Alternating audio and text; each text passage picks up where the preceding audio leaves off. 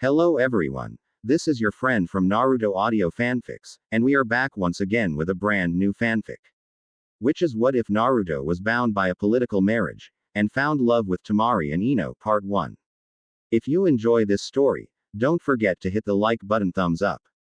And subscribe to the channel for more amazing Naruto fanfics like this. So without wasting any more time, let's start today's fanfic. As the meeting of Sunagaku's advisory council dragged on, Baki found himself growing increasingly frustrated. This was mostly due to the complete and utter lack of progress, as no one could agree on a correct course of action. Politicians unable to compromise. Perish the thought. He mentally snarked.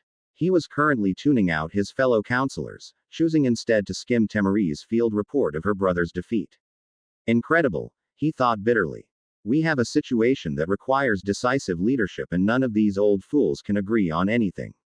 Fortunately, the Sand Ninja had managed to eke out a ceasefire with the Leaf, but if their scout reports were to be believed, they'd need much more than that.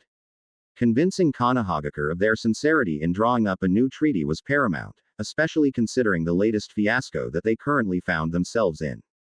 The reports on the table in front of him showed Baki that Sunagaku was in a desperate position.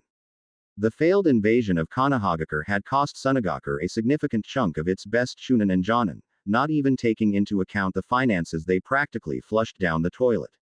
Already weakened by the fiscal neglect of the Wind Daimyo, Sunagaku now stood as the weakest of the Big Five by an uncomfortable amount.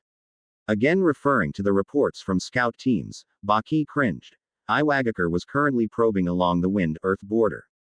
Not a promising sign, given the bloody history between the two powers. Historically, Iwagakure was the reason Sunagaku had allied with Konoha in the first place. A thought struck him as he glanced over the scout report once more. His eyes narrowed in thought. Perhaps Sunagaku's position wasn't as hopeless as he thought. No matter the current political relationship, Konoha simply could not allow Iwa to get a foothold into Suna territory, because this would eliminate Suna as a barrier to Iwa. If Iwa were to conquer Suna, then they would be practically at Konoha's doorstep, and given the history between those two countries, it made the Suna-Iwa relationship look like an arranged playdate between children. Still, the probing of Iwa Ninja was concerning. It's a pity the Yondaime Hokage didn't survive the Kyuubi attack. If he were alive, Iwagakure would never be moving this aggressively. With this thought still in mind, he took a sip of coffee as he flipped to the last page of Temari's report, and almost spit it right back out in shock. Clipped to the page was a picture of the Konoha genin that managed to subdue and defeat Gaara. Baki's mind immediately ground to a halt, one word permeating throughout his shocked core. En namikaze. Startled by the sudden movement next to him, Yura glanced at Baki curiously. With only a year of service to the council, Yura was a young buck, but a rising star for his industriousness and loyalty. Still, given his lack of seniority, he had only made a handful of statements during the current council session. Gently his neighbor, he leaned over and whispered, "Something wrong, Baki? You look like you've seen a ghost or something." Baki examined his fellow council member, and decided to share his newest insights. "You wouldn't be far off the mark, Yura. It's possible I may have come up with a way for Sunagaku to recover, but I'm unsure just how well it will play out."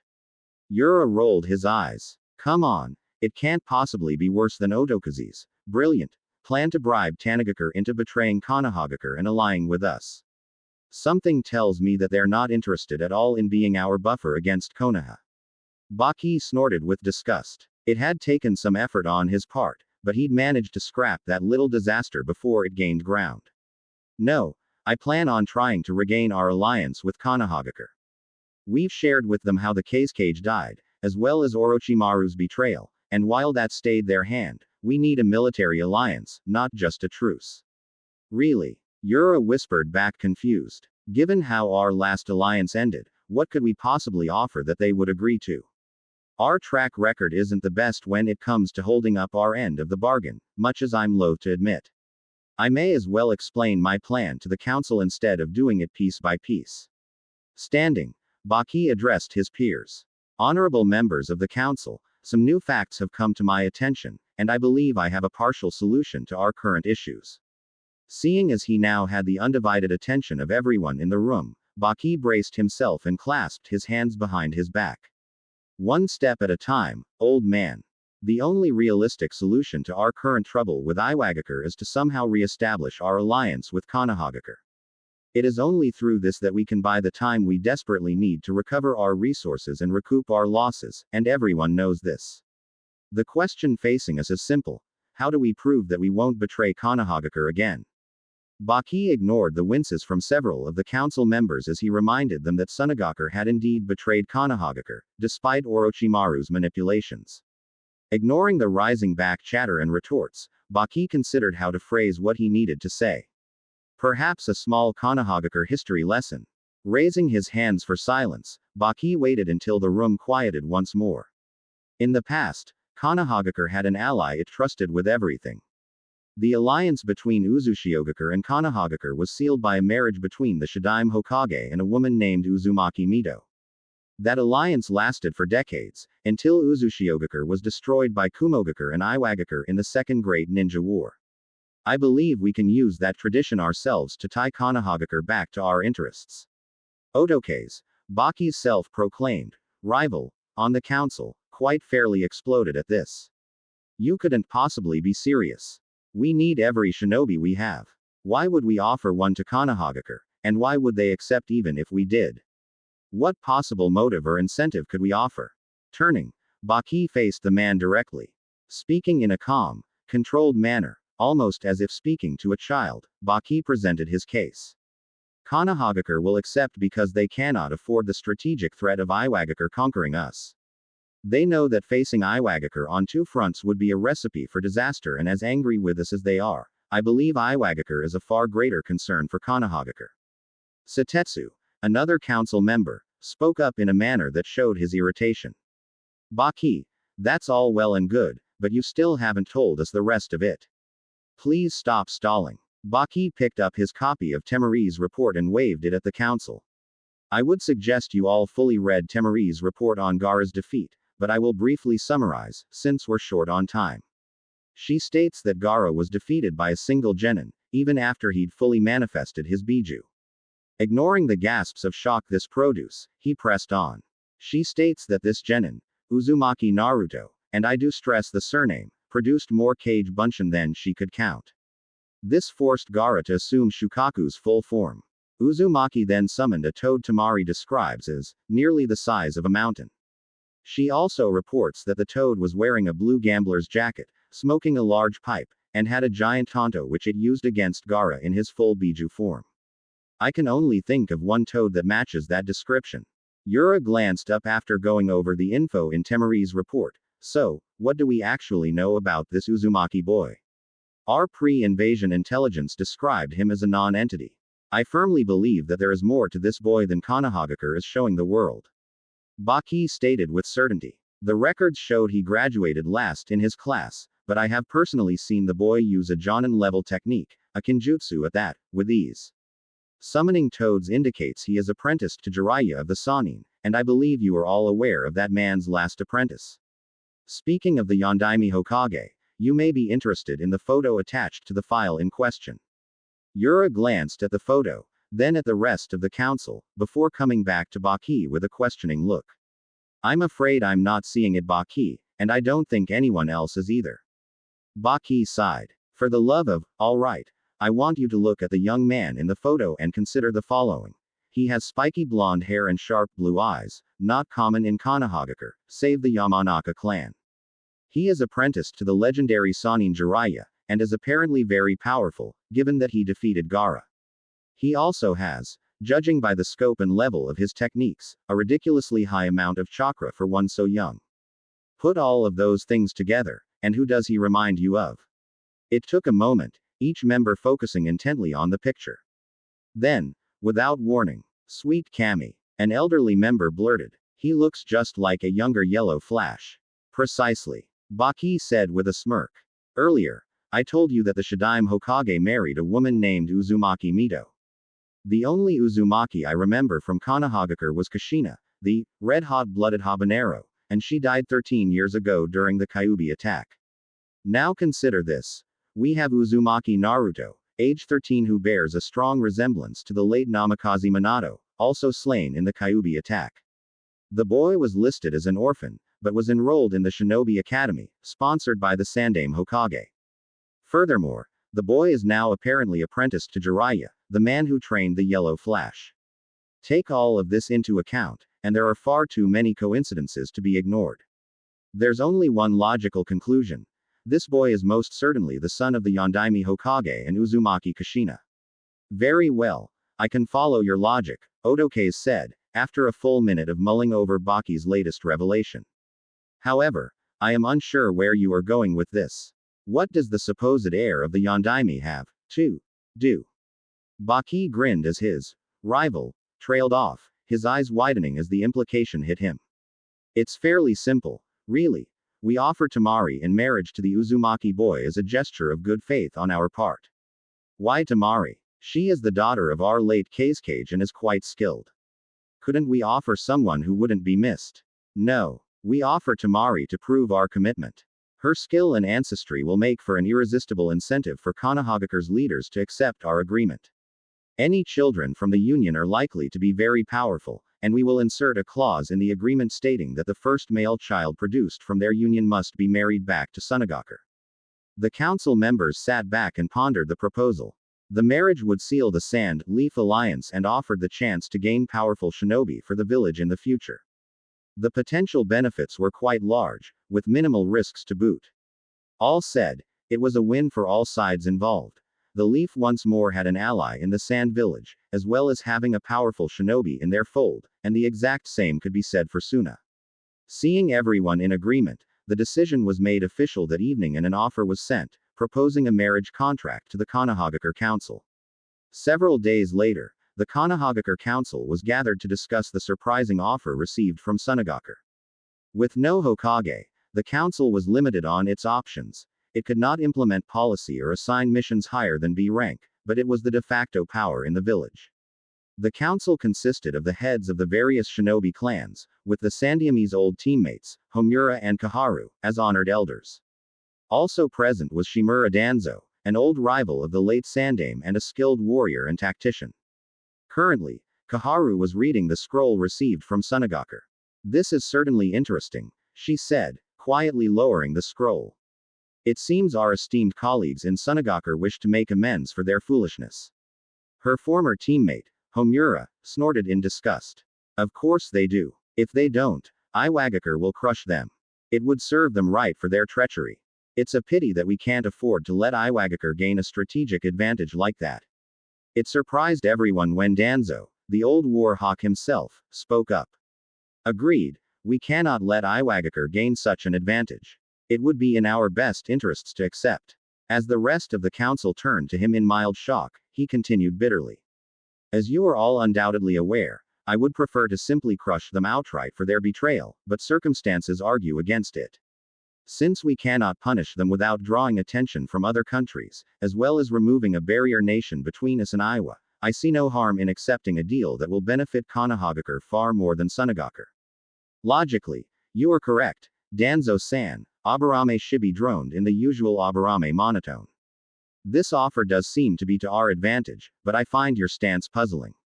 You have always petitioned for Uzumaki to be trained by you as a weapon. Accepting this offer would seem to directly counter the position you've held for nearly a decade and a half. Danzo tapped his cane as he considered his response. It is true that I want him trained as a weapon. I was, however, overruled, and as such, I must consider other ways he may be of use to Konohagakure. Sunagakure is now offering the daughter of their late Kazekage, by all reports a powerful kunoichi, if she marries Uzumaki. He smiled grimly. I suspect that Sunagakure may have discovered the boy's heritage. Troublesome, muttered Nara Shikaku. If they haven't discovered Uzumaki's heritage, this deal is completely in our favor. I remember this Temari girl from the exam and she seemed quite skilled. On top of it, she's a wind user as well, very rare here in Konohagakure. Even if Sunagakure has discovered the boy's heritage, the deal, while more even, still favors us. Marrying the children of two Kage is likely to produce very powerful children in turn.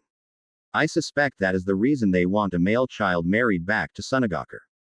A male child would be able to start a clan, another point in favor of Sunagakure having guessed who Uzumaki is. Everyone sat back to consider the Nara's words and examine the offer for other hidden agendas. Having only recently taken his seat as head of Clan Sarutobi, Asuma was somewhat confused. I thought the boy was just an orphan, unfortunately chosen to have the Kyuubi sealed inside him. Everyone here seems to know something about him. Wait, he said son of a cage. It couldn't be. Yondaime. He sealed the Kyuubi no Yoko in his own son. In his newfound confusion and anger, Asuma blurted out, "Are you telling me that Uzumaki is the Yondaime's son?" To his shock, most of the council simply nodded in his direction, seemingly unfazed by this revelation. The Yondaime had a son. Why was this hidden? It should be obvious, Asuma. The Yondaime made many enemies during the Third Great Shinobi War, came the reply from Hyuga Hiyashi. The boy would have been in grave danger had word gotten out about who his father was. Danzo surprised the council once more by being the next to speak. It was as if the old warhawk had suddenly developed an interest in council affairs. At this point, I don't see any option but to accept this offer. It is slanted too far in our favor to decline without tipping our hand regarding the boy's heritage. If we chose to decline by announcing that heritage, I have no doubt Kumogakure, and especially Iwagakure, would react unfavorably. We also need the boy to produce more Uzumaki, as possible future containers for the Kyuubi, if not outright shinobi for our future ranks. Unless there are generous volunteers here that are willing to offer up their progeny to such a fate. Seeing the members of the council refuse to meet his lone eye, he nodded. Very well, since we are in agreement, let us send our response. What? The yell from the council chamber echoed through the building, down the street, and throughout the village. Konkuro found himself in the odd position of hiding from his sister. While this wasn't too uncommon, his choice of hiding spot, behind his brother, was a new one. Not something he would have dreamed of even a month beforehand, but Gaara had been different ever since his loss to the blonde-haired runt during the invasion. The redhead was still stoic in the face of his sister's rage. This part of Gaara hadn't changed. Konkuro was positive Gaara really didn't understand feelings, or at the very least, had a feeble grasp of their concept, but he wasn't radiating continuous bloodlust anymore, so this was a plus in his book. As far as he knew, other than some bandits on the way back from Konohagakure, Gaara hadn't killed anyone since the invasion. Hence the reason he was hiding behind Gaara as his sister raged. It wasn't cowardice, he told himself firmly. No, of course not. It was a strategic retreat, damn it. Meanwhile, Temari, fuming in the center of the room, was not in the best of moods. Giving her sensei a look that belied the hidden rage, the unbridled fury that lay beneath, she smiled up at him, eyes closed and teeth bared. Care to repeat your last statement, Baki-sensei? Because I could have sworn I misheard you. Why, I swear you just said I was sold off as marriage material to the Leaf Village. Baki sighed, both inwardly and outwardly. Well, I shouldn't be surprised this is her reaction. In reality, I'd probably be more worried if she didn't react this way. The only good thing so far is that Gaara seems to be, well, not Gaara. And by that, I mean not outright murdering Mai. I'm going to take that as a win even if Temari ends up doing it herself. Famous last words, Baki. Inhaling and exhaling deeply, Baki held his hands out. Temari, this is an order from the council. To cement our alliance with the Leaf, we need a strong symbol of commitment. I am truly sorry, but as the daughter of a cage, you always knew a political marriage was a potential future for you. Temari ground her teeth as she snarled back, not willing to back down just yet. Yes, I knew that I could possibly have a political marriage. However, I was under the impression that it would be here in Sunagakure. Not married out as a sacrifice to another village. To his credit, Baki did feel sorry for his soon-to-be former charge. Temari had no way of knowing that, though, even if he did continuously apologize.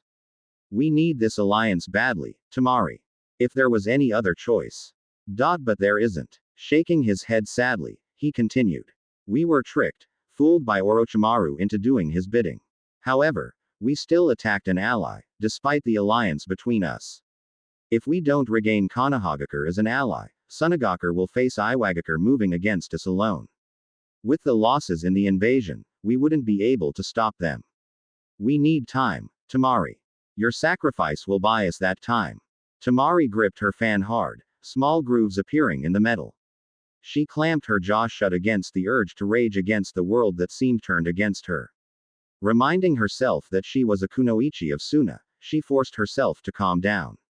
I suppose it is a shinobi's duty to sacrifice for the village, she told herself grimly, but damn it, why me? Why not Konkuro? She glanced in his direction, and got a whimper from behind Gaara's back, while the redhead merely stared at her, almost as if he was confused.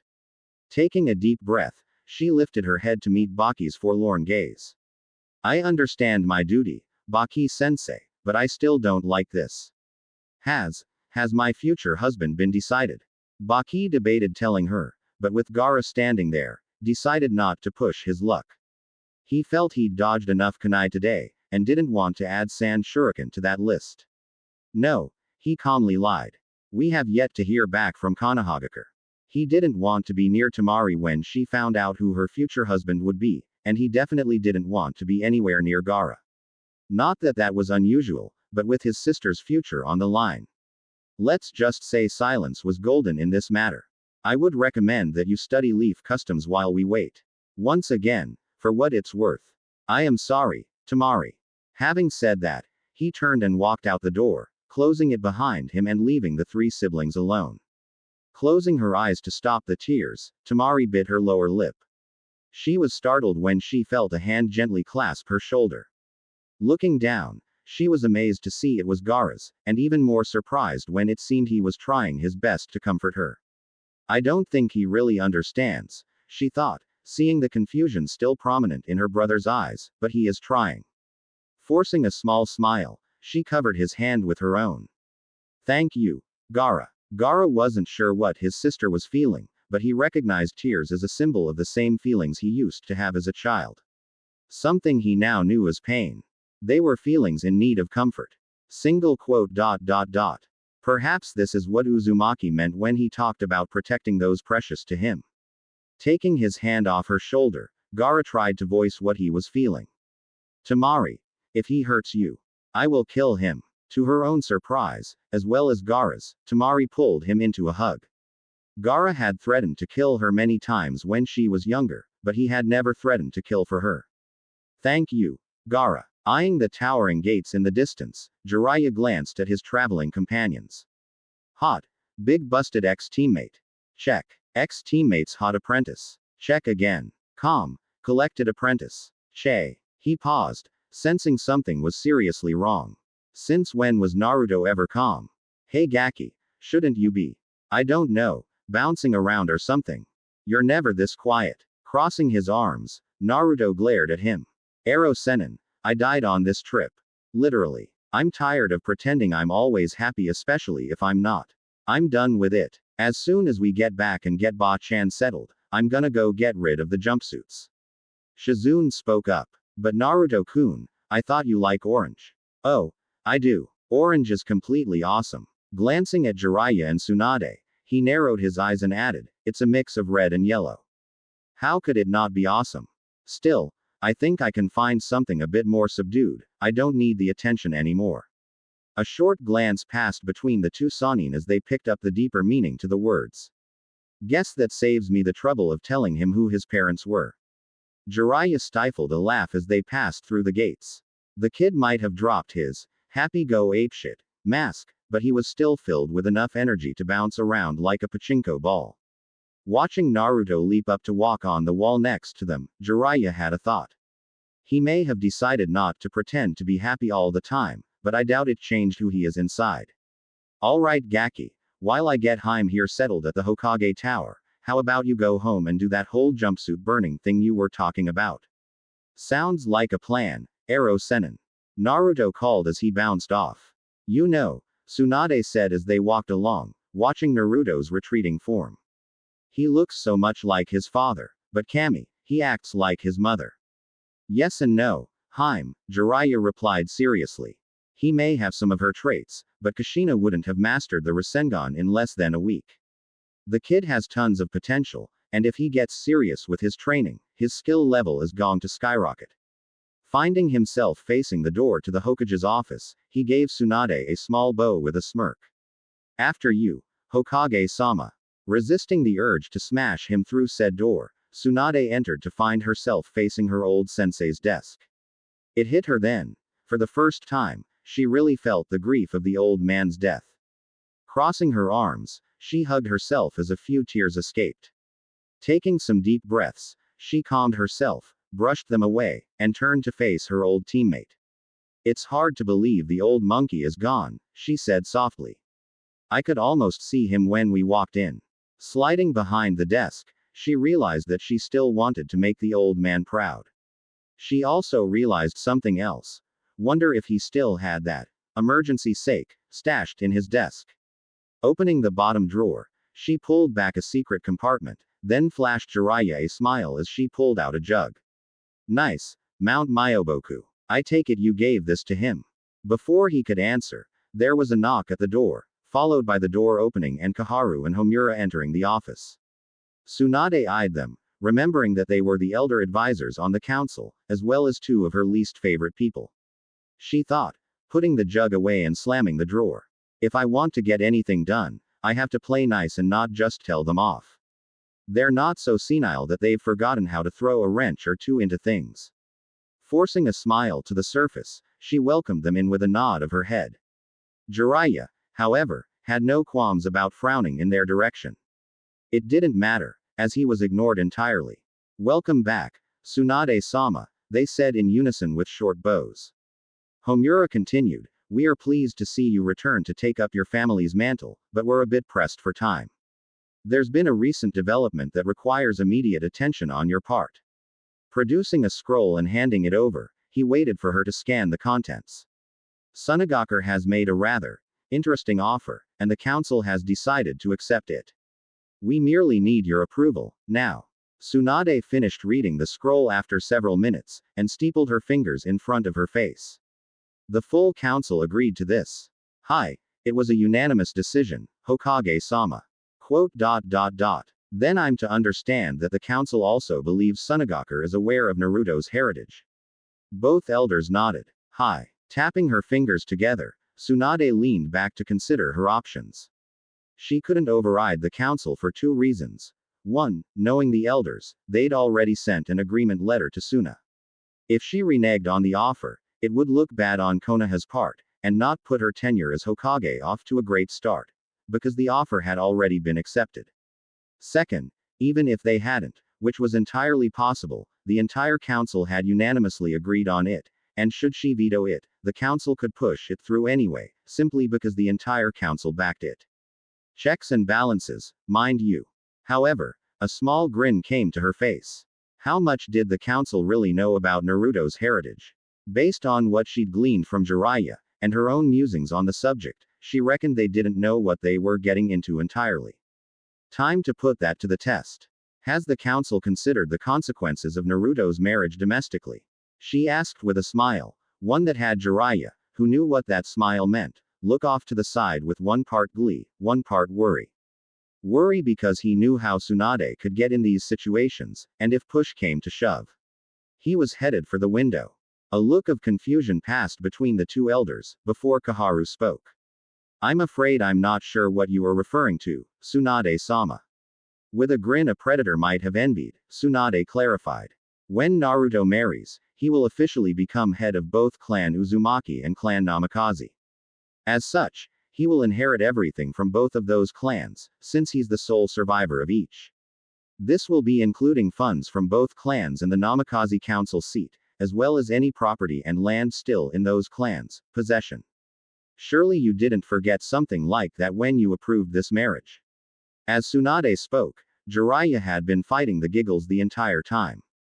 Watching the faces of the two elders fall further and further, until they outright dropped in dismay, Jiraiya roared in laughter as both elders assumed expressions of shock. It was painfully obvious that they had not considered the clan inheritance laws would apply to Naruto. Those eligible to become clan heads did so under two circumstances: when they reached Jonin rank, or when they married. Short of canceling the proposed engagement and embarrassing themselves, as well as Konoha, there was nothing they could do to stop Naruto from becoming head of Clan Namikaze and Clan Uzumaki. Jiraiya's only concern, however, was that once the cat was out of the bag, there'd be no way to keep the matter quiet any longer. With that thought in mind, Soon Minato's former enemies would have a new target in mind. If they couldn't get to the Yondaime, he reasoned, they'd go for the next best thing. His son. After a quick stop as Ichiraku Ramen to down a few bowls of his favorite dish, Naruto headed off to his apartment intent on disposing of his collection of jumpsuits. During the month leading up to the Chunin exam's third stage, he'd used his improved stealth and henge skills to quietly assemble a new outfit for himself. He was still firmly convinced orange was the best color, but he'd reluctantly decided that perhaps he shouldn't wear so much of it. He'd been delighted when he found a store selling colored animal prints, including a pair of orange and black tiger striped pants. He still got to wear orange, but the pants were much more professional. He was dismayed when he couldn't find a matching jacket, so he'd made do with a black one that had 3 narrow orange stripes running down each sleeve. He was broken out of his thoughts by the sound of someone crying nearby. Hopping up on a nearby roof, he was surprised to see Konohamaru sitting there, knees hugged to his chest as he cried. Walking over, he sat down next to him and ruffled the kid's hair gently. "Hey Kono, what's wrong?" Konohamaru glanced up, his eyes full of pain, and Naruto had to lean in as the boy whispered a reply. "I miss Grandpa, but everyone keeps telling me I gotta move on.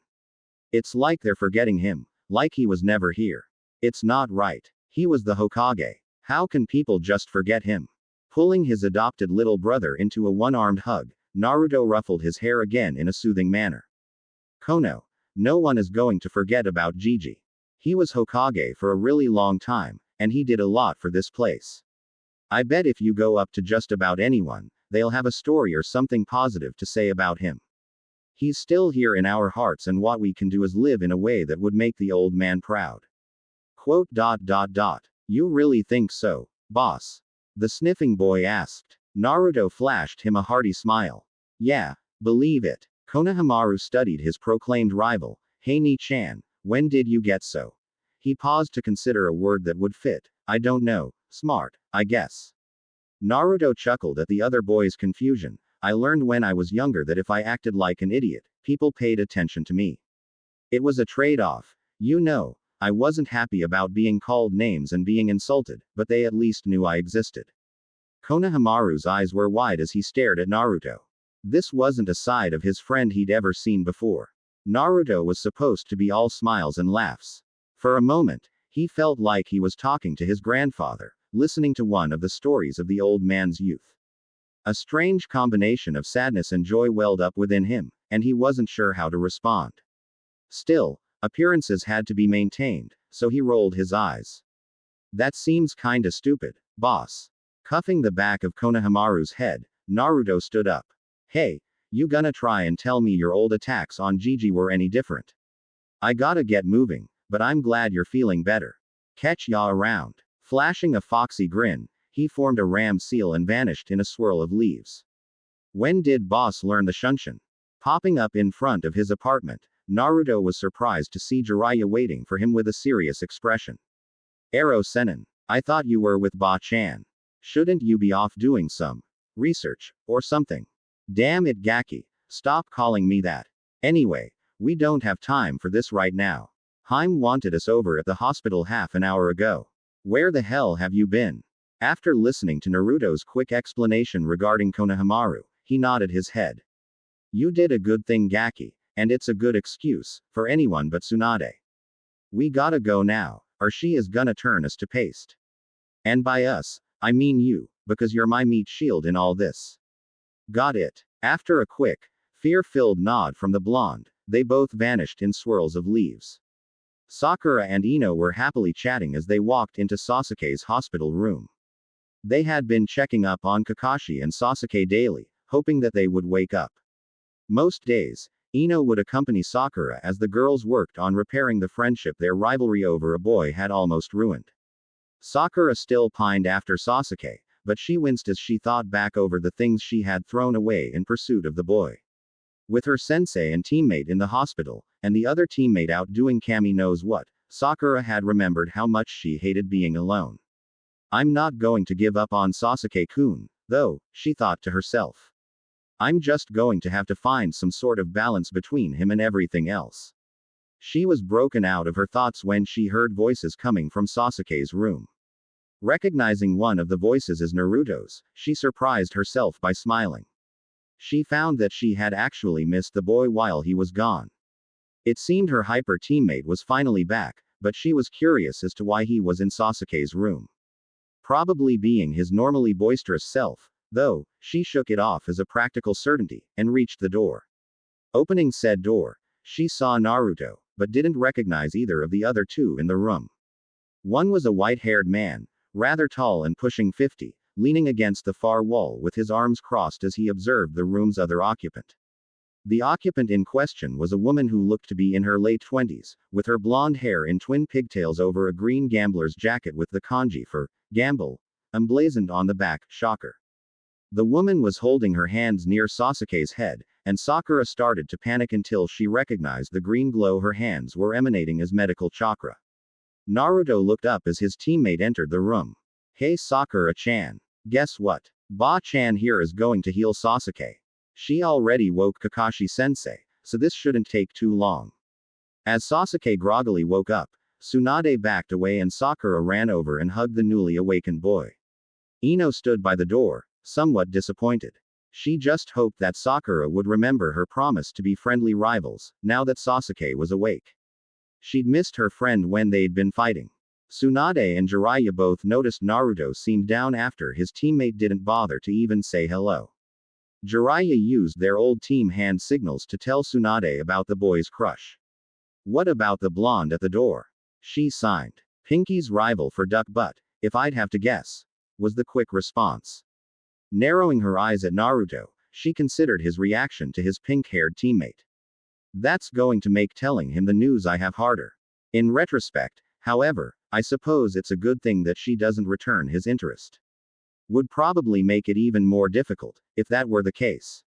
Looking between the two, she put a finger on her chin. Maybe I can get Jiraiya to tell him. He's always a sucker for. Glancing over, she noticed the toad sage had disappeared on her, leaving a note at the foot of Kakashi's bed. Walking over, she picked it up. Looking it over, she blinked as she read the note. Sorry, not a chance, Heim. Crushing the note in her hand, she cursed. Okay Jiraiya, you've just lost your bathhouse peeping privileges. And this time, there's no monkey to say otherwise. Alright, she said, addressing the young shinobi in the room. There is a meeting in my office tomorrow at 9. I've heard that your little group is known as the Konoha 12 inches. Well, all of you will be required to attend. That's fine. Was there anything else? Naruto asked, preparing to leave. When Tsunade shook her head, Naruto flashed her a foxy grin and mock saluted her. See ya tomorrow at 0900, Ba-chan. Still grinning at her irritated look, he vanished from the room in a shunshin as the others in the room stared at him in shock. Sasuke, blinking in surprise, looked to the rest of them and voiced everyone's main question. Since when did the Dobi learn shunshin? Reappearing near his apartment, Naruto smirked to himself. Gonna have to thank Ero Sennin for the training tips and showing me the seals for shunshin. It was just so much fun to vanish and pop up somewhere else. The only way it could get better is if it were an actual teleportation jutsu rather than just chakra-enhanced movement. Heading inside, he wasted no time digging out his new outfit. After a few minutes, he finished changing and examined himself in the mirror. Damn, I look pretty good in orange and black. Should have thought of this sooner. Examining the pile of old clothes, Naruto grabbed a pair of scissors from his desk drawer and carefully cut the white Uzumaki swirls off all of the jackets. Gently running his thumb over the fabric, he felt a great deal of pride mixed with sadness. I swear to you Ka-chan, I will make you and Dad proud of me. I won't let your sacrifices be in vain. That's the promise of a lifetime. Shaking off the melancholy thoughts, he gathered the clothes in his arms with a maniacal grin. Now that the hard part's out of the way, time for a little target practice. Using shunshin again, he still couldn't get over just how useful it was. Naruto popped up at Team 7's training grounds, familiar logs in place as he separated his clothes into 3 separate piles. Getting a suitable distance from them, he turned around, carefully forming hand seals all the while. Okay, just like Ero Sennin taught me, gotta inhale, mold the chakra in my lungs, hold it, wait for the burning sensation, and exhale. Kaden. Gukaku no Jutsu. He yelled, at the same time exhaling a moderately sized fireball at the first pile. Within seconds, the entire pile was a conflagration of blackened fabric, sizzling and popping as the flames licked and ate the material. Forming the same set of hand seals, Naruto ended on the tiger and fired another one, putting more chakra into this one and completely incinerating the second pile, nothing but graying ash left where his former attire used to be. For a first attempt, the jutsu was fairly impressive. Naruto had managed to mold the chakra correctly with the proper hand seals. He'd gotten a hold of a cadence scroll that Jiraiya had let him borrow, and had perused it like a beast. Not to mention the numerous times he'd closely watched Sasuke perform this jutsu. What he forgot on his third and final attempt was proper chakra measurement. This proved to be, well, bad for the landscape. Deciding to see just how big he could make it, Naruto once again formed the proper seals, leaned back, and practically shot a column of hellfire out of his gaping maw. A proper Kaden technique, when executed, allows the user to spew fire from their mouth as if they're a mythical dragon. They vary in size and shape, from the phoenix fireball that sprays small, but numerous, balls of fire in a rapid sequence, to the aforementioned grand fireball, which has the potential to burn an entire forest clearing straight to the freaking ground. The latter, in this case, was more accurate to what just happened to the remainder of Naruto's jumpsuits, and the grass, and the shrubs, and the ground, and the trees. Hell, everything in the general direction of 20 feet in front of him was blackened bark and scorched earth. Staggering to his feet, he shook his head to clear the daze it was in, waving the air in front of him as he coughed a few times. He stared at the scorched spot that used to be his clothes, and pumped a fist in the air in triumph when he realized he had successfully used Sasuke's favorite fire jutsu. Not once, not twice, but 3 separate times.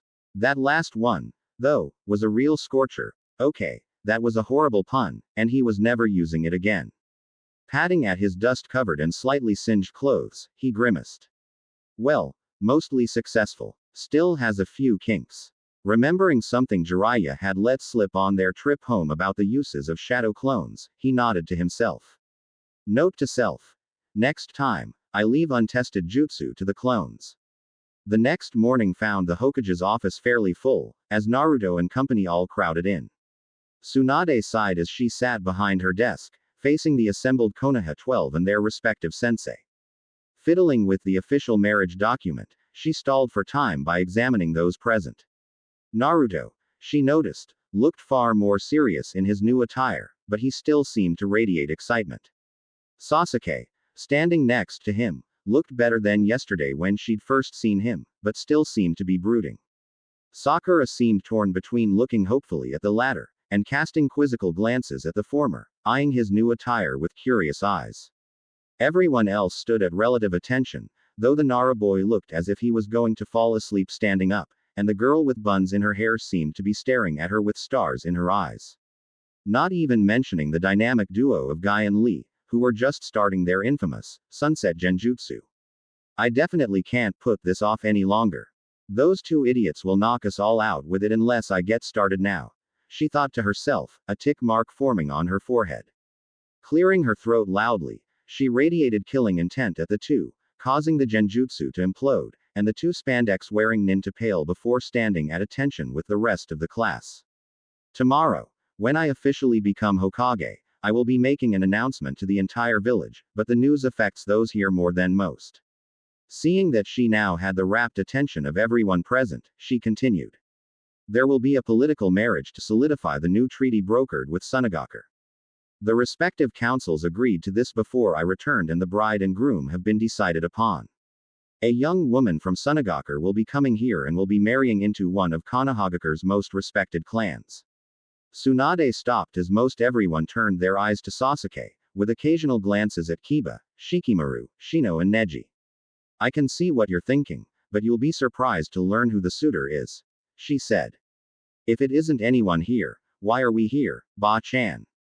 Naruto asked in confusion. Eye twitching in irritation, Tsunade frowned. That would be because the person in question is here, and you or it. That'll learn him. Silence permeated the room, as every eye in the room became laser locked on Naruto, all wide and some boring holes into the unfortunate soul. One set in particular was apparently trying to burn a hole through his head and into Tsunade's, as both were feeling a bit hot under the collar right now. Naruto chuckled, scratching the back of his head. Good one. Granny. You got us. Now seriously, who's the unlucky bastard? You are. Naruto. Stop with the jokes. You are joking, right? He paled when she shook her head. Seriously. I'm getting married. I'm only 13. This is bullshit. Sighing, Tsunade rubbed her temple as the room exploded with questions. A vein began throbbing on her forehead, and she slammed a fist onto the desk. Silence. Her roar silenced all present, and she pointed to Shikamaru, who had his hand raised like a good little genin. You. First question. Hokage-sama, you said that the Sunagakure woman would be marrying into a Konoha clan, but then said that Naruto would be the suitor. As far as we know, Naruto doesn't have a clan. He gave Naruto an apologetic look, letting the blonde know it wasn't a snub at his family situation. Naruto nodded, letting him continue. So, does this mean that Naruto actually does have a clan? As a matter of fact, Shikamaru, Naruto does. Or rather, I should say he has two clans. Eyes once more threatened to shoot clear of their sockets as she continued. Naruto's heritage has been a well-kept secret, the longest-kept secret in the history of this village, in fact. His mother was Uzumaki Kushina, last known member of the Uzumaki clan from the former village of Uzushiogakure. The former village, as you all know, was destroyed back during the Second Great Shinobi War, and as such, is honored here in Konoha by having their symbol emblazoned on our jackets and uniforms. This is a show of respect for the alliance formed when my grandmother Uzumaki Mito married the Shadaime Hokage. Ignoring Naruto's frantic hand gestures to stop, she continued, knowing that it was all coming out of the bag sooner or later. Might as well get this shit out now, while everyone's present. I'm not doing this a second time. In addition, as you may not know, when a person becomes Hokage, their family becomes clan automatically via Konoha law. Naruto is also the son of Namikaze Minato, better known as the Yondaime Hokage. Therefore, Naruto is the last heir of both the Namikaze and Uzumaki clans of Konoha. With a groan, Naruto slumped forward, palming his face as most everyone in the room was staring at him complete shock, none more so than one particular Uchiha. The two noticeable exceptions were Asuma, who'd already been informed at the council meeting, and Kakashi, who was giving him one of those creepy eye smiles. Turning back to Tsunade, he huffed, arms folded. Ba-chan, you had better have a really good reason for this. Tsunade was surprised by the rage she saw in his usually cheerful eyes, until she took a moment and thought about it. Once this is announced, not only will he have his father's enemies after him, a lot of villagers will try and suck up to him.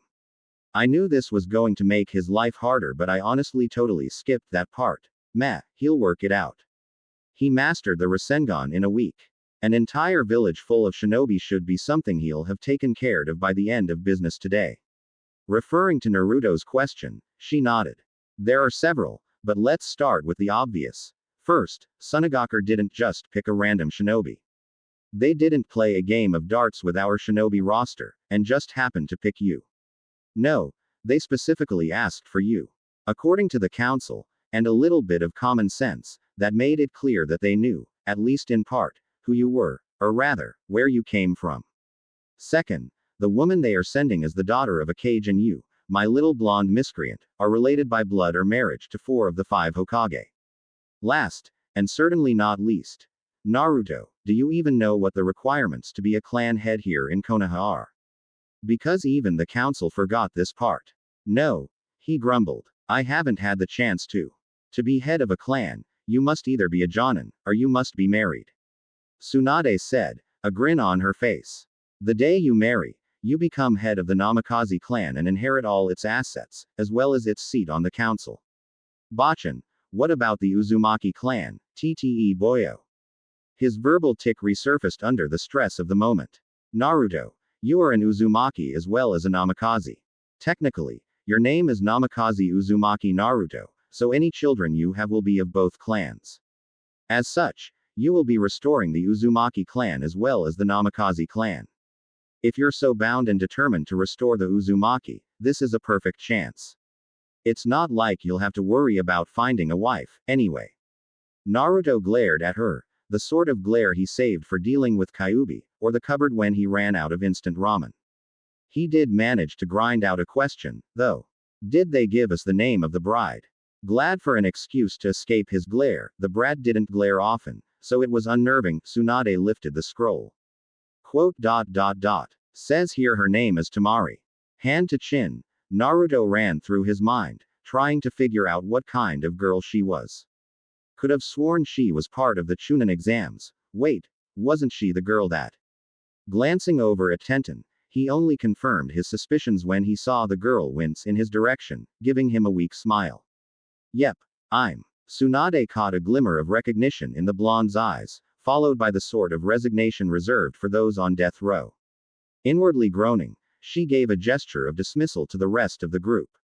All right, that's enough. I've said all I'm going to say until the official announcement tomorrow.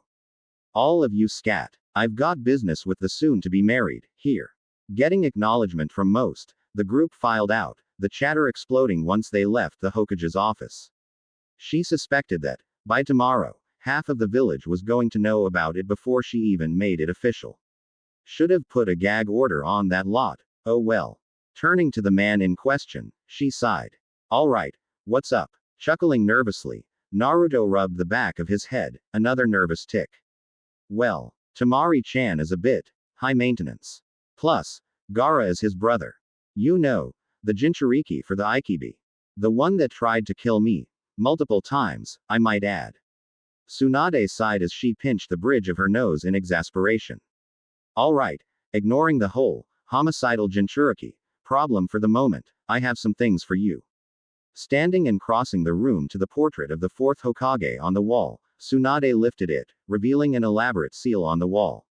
All right, Gaki, get over here. This is a blood seal, keyed to anyone from your father's line. I need you to open it for me. Pulling a kunai out of its holster, Naruto nicked his thumb and pressed the bloody digit against the seal.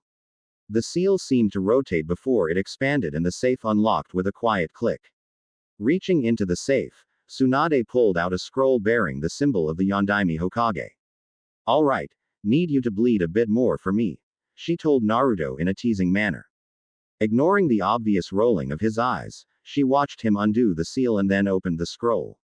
She couldn't stop a snort of laughter as she read the short note. Hey old monkey, if you're reading this, then I didn't survive the Kyuubi's rampage. If so, this is literally my and Kushina's will.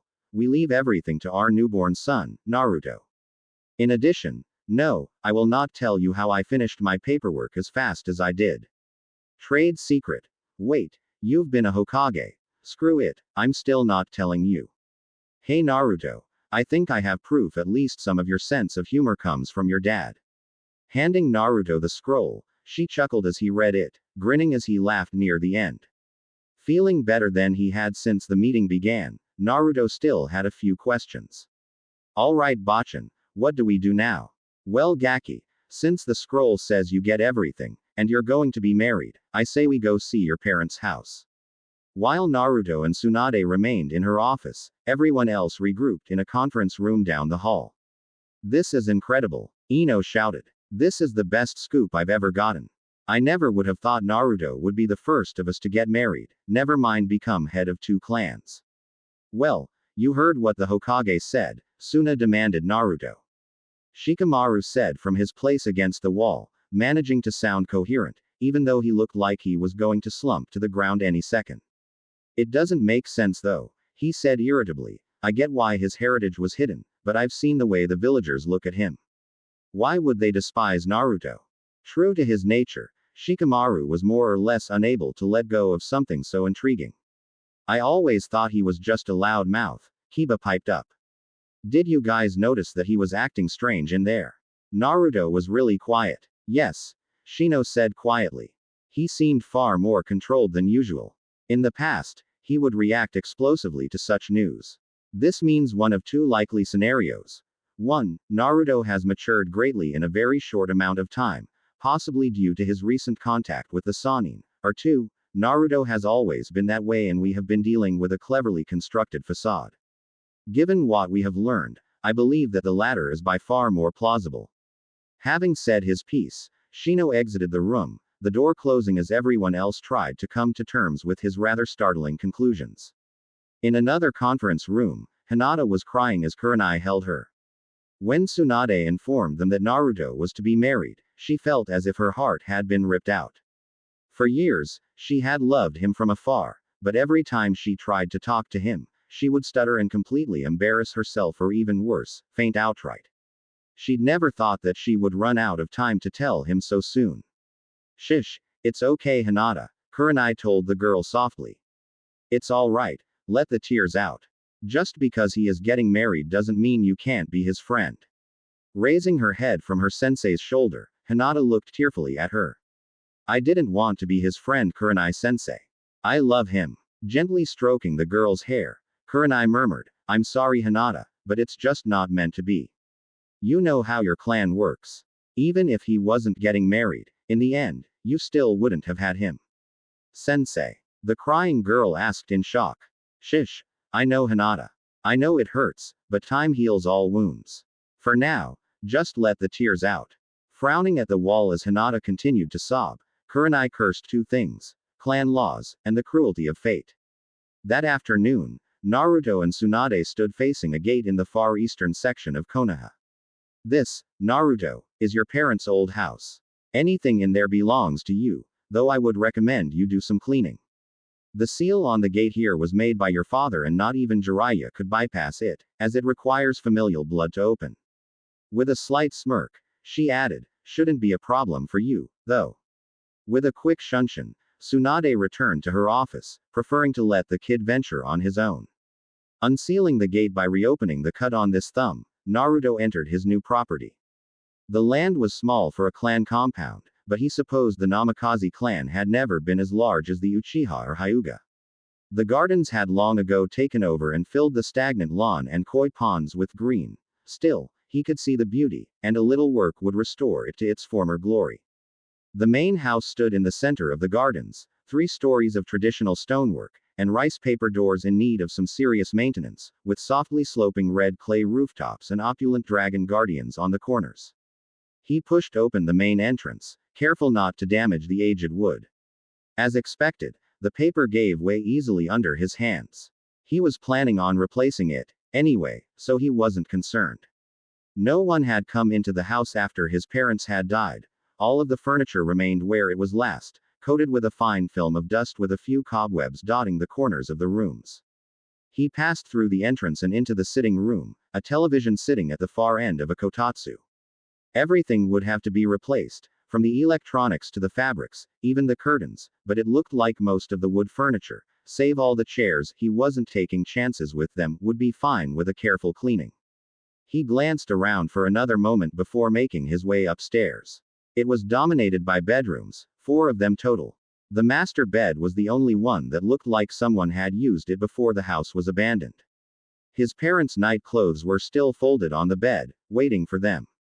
With a melancholy sigh, he shut the door carefully and made his way to the 3rd floor. His parents, or perhaps his grandparents, had made the 3rd floor a training room. The practicality of it aside, it was huge, a large, open expanse with wood floors, threadbare training mats sitting in a pile in the corner, several training dummies lined up against the far wall, and various weapons along said walls. The training room wasn't the place for practicing jutsu, but it was more than appropriate for practicing taijutsu and weapon skills, as long as the person practicing wasn't Lee, or Guy. He returned to the ground floor, passing through the dining room and kitchen, noting with glee the amount of space he had for ramen, then noticing a tightly shut door just outside the kitchen. He pushed it open, revealing the cool, stone space of a basement, the jackpot, as far as the home of a ninja was concerned. He carefully took the stairs one at a time in case they were rotting through. Last thing he needed was to plunge a story or two to the ground below. Most of the room below was a library, cool but not damp, perfect for the delicate paper located here. The shelves were overflowing with scrolls and books. He could almost tell which belonged to his mother and which to his father just by the neatness some of the shelves seemed to have. A small corner of the room held a workbench, holding a strange, 3-pointed kunai. The overflow of scrolls on the shelves above it seemed to indicate his father or mother was making weapons scrolls in their spare time. 1/3 of the basement was walled off to make a separate room that opened with another seal. It was obviously his father's private study, filled with fuinjutsu supplies. An open scroll lay on the large, but simple, desk at the opposite end of the room. He stepped inside to take a closer look. Picking up a scroll, he read the outer kanji. Hiroshin no Jutsu. I wonder what it does. He almost sat down to read, but the overpowering smell of dust was beginning to bother him, and he needed to get some air before he went into a coughing fit. He decided it would be a good idea to get to bed in the next hour or so. He scouted out the cleanest room, a corner space on the second floor. He stopped in the doorway, producing 100 clones that looked rather unamused to be there. Alright guys, I'm headed to bed, but I want you guys to start cleaning this place up.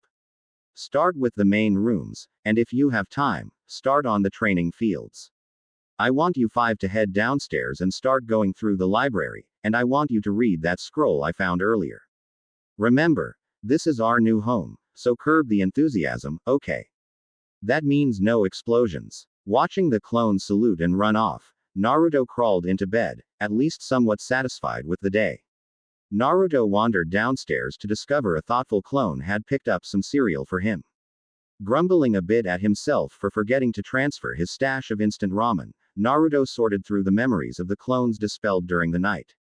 A couple of things stuck in his head and he made mental note to explore them further, but what really had his attention was Hiroshin no Jutsu. No way, this must be the jutsu that made Tusen a legend. Space-time ninjutsu. Oh, this is gonna take a lot of work. From what he could understand, the scroll was the rough outline of an incredibly complex teleportation ninjutsu. He thought he got the gist of what he needed to do, but more than half the notes were gibberish to him. Damn, I'm gonna have to learn fuinjutsu theory.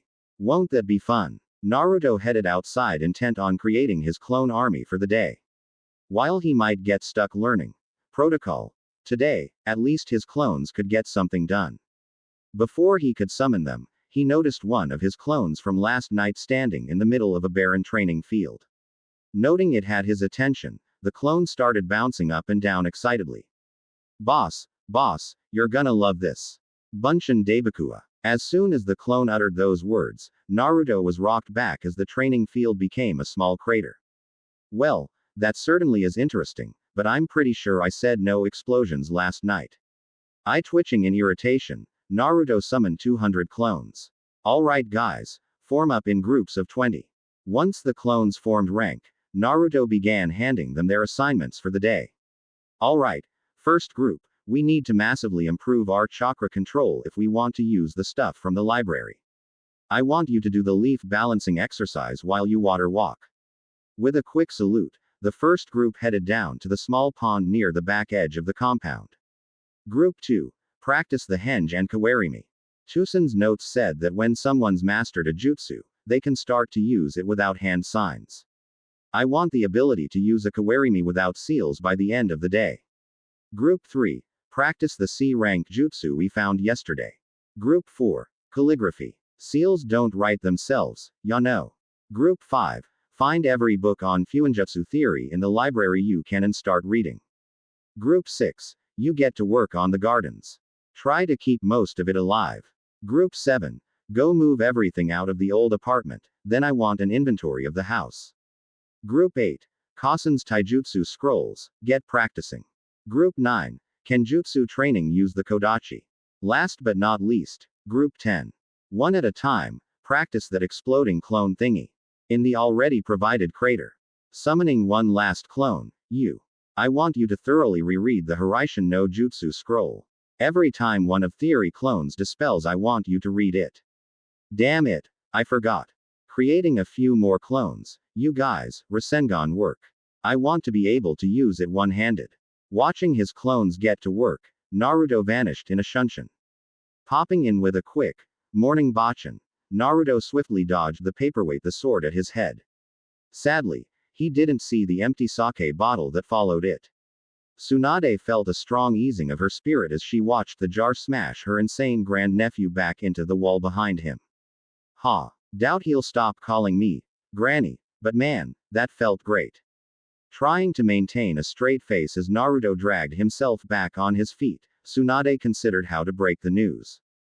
Deciding Naruto would probably just prefer it straight, she sighed. Alright Gaki. Gonna cut straight to the chase. We don't have time for you to learn protocol, your fiancé is due today. Ignoring the sputtering and cursing her statement created, she tapped her chin in thought. There is a new problem too. Sunagaku promoted her to Chunin, and you remain a genin. I can't just promote you, much as I would like to, but I have an idea.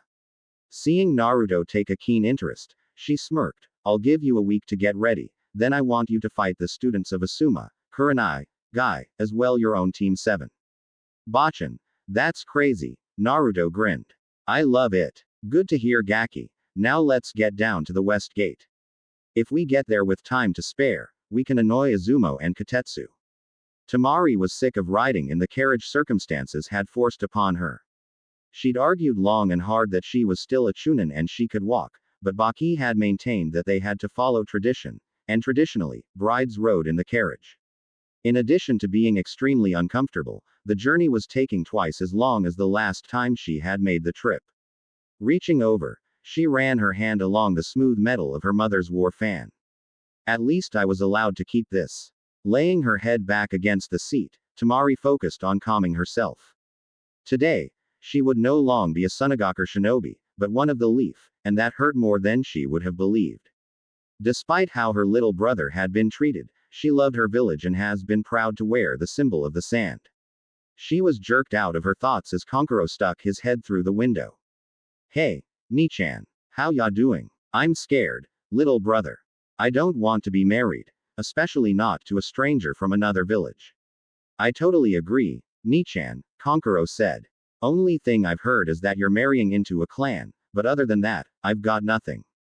Baki broke into the conversation.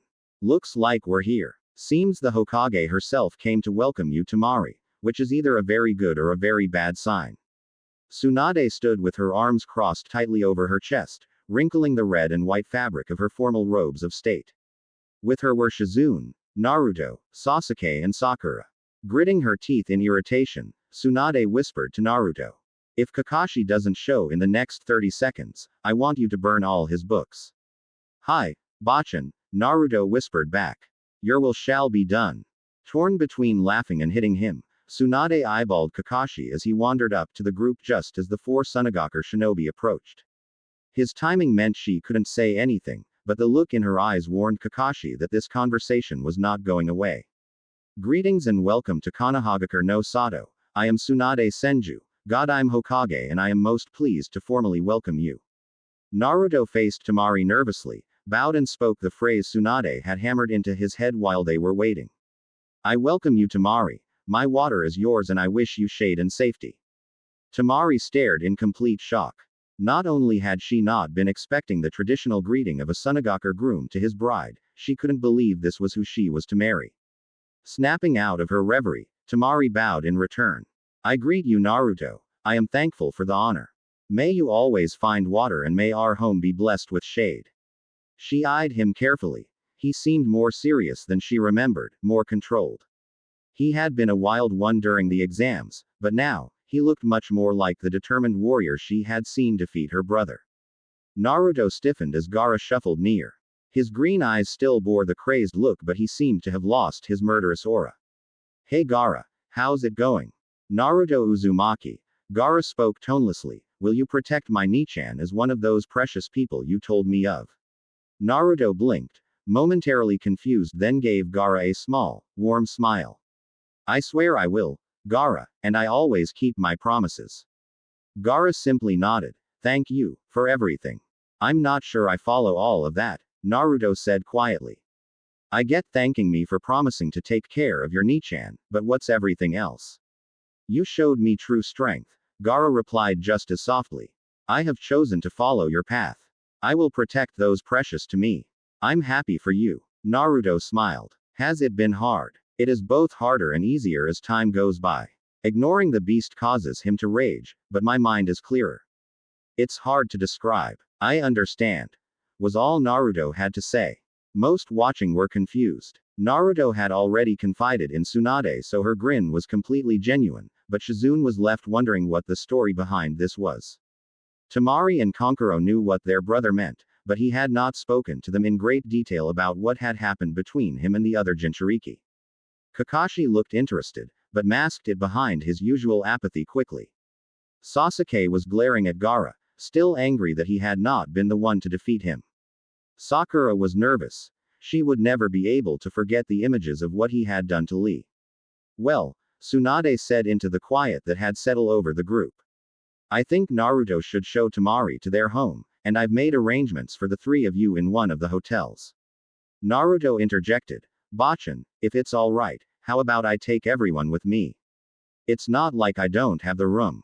Eyeing him, Tsunade shrugged. I suppose you can. Just remember I want you in my office tomorrow at 9. We need to swear Temari in and place her on Team 7. I don't have an opening on my team. Kakashi said hurriedly. There are no open slots. Tsunade growled back, eye twitching in rage. If you weren't always late, you would have heard me explain that an hour ago. Secretly Tsunade had hopes that the time spent together on a team would cause the two to bond. She didn't want the little Gaki stuck in a cold, loveless marriage. It was perhaps one of the few things he would not survive. She believed Temari and Naruto could make it work, but without an extra push, might not make the effort to try on an emotional level. Kakashi gave Tsunade one of his eye smiles. Well, that works, but I'll need some time to evaluate her and get their teamwork up to par. Should be a busy week for us. Naruto drooped. Bachan, I'm kinda occupied this week. Didn't Kakashi-sensei get the message? Tsunade glared at the masked Jonin. No, because he was late. Kakashi, Naruto is training for an impromptu Chunin exam Monday. He will be fighting all the members of the Konoha 12 feet with the exception of Lee. Kakashi stared, eye wide in shock. Hokage-sama, that is simply insane. Tsunade shrugged. It's what the Gaki chose. Naruto lead his fiancée and guests into the compound right as the last of the exploding cones decided to blow himself up. As much as he wanted to laugh, he found he had his hands full getting everyone to put their weapons away. Guys, it was just a stupid clone blowing himself up. Nothing to worry about, I swear. Once everyone settled, Naruto began a small tour. Alright, welcome to the Namikaze Uzumaki estate. As you can see, we've got trees, some training grounds, a giant hole in the ground, stupid freaking clones, and gardens. Eyeing the general destruction, Naruto felt he had to add. Nay, Temari, I sure hope you garden better than I do, cause I think my clones really screwed that up. To her own surprise, Temari found herself agreeing. The clones had really messed things up. Looking around a bit more, Temari felt that so far, her new home wasn't too bad. She would have some privacy even if everything struck her as being a bit green. Sunagaker didn't have much opportunity for gardening, but she had maintained a flower box of herbs in her room for several years. I know a little gardening, Naruto, she said. You have to remember, though, I come from a desert. All this green seems really odd to me. Naruto looked a little crestfallen, so she spoke quickly. Not that it's bad. I've always wanted a big herb garden. Alright guys. Naruto almost yelled in excitement. I want to show you where you're staying tonight. Leading everyone inside, he began to point out features of the house. Make yourselves comfortable in the sitting room. I'm not sure if everything works, but you're welcome to try out the television and kotatsu. The kitchen is through there, but it's not exactly stocked yet. There are plenty of rooms on the second floor, so take your pick, and if you want to train, the third floor as a practice room. He grabbed Temari gently by the wrist. Come on, I'll show you. As she was dragged up the stair, Temari had to admit that so far things weren't as bad as she had feared. The house really needed a woman's touch, but it was quite nice. She wasn't really sure what to make of her fiancé though. One moment he was hyper as hell, the next he was completely calm dealing with 4 spooked Sunagaker shinobi, one of whom was Gaara for Kami's sake. Honestly, he was a puzzle. Leading her to the bedrooms, Naruto pointed one out. This is yours, mine is the one right next to it. Temari was a tad confused. I get my own room. She was less confused and more concerned when he turned to her with a completely blank face. Temari, I'm sure you're even less thrilled about this than I am. I want to get to know you better and I hope that one day we'll be happy, but now, we're practically strangers. I thought it'd be best if we learned to trust each other naturally. Temari admitted to herself that she was impressed with his analysis of the situation. He had even brought up some points she hadn't thought of.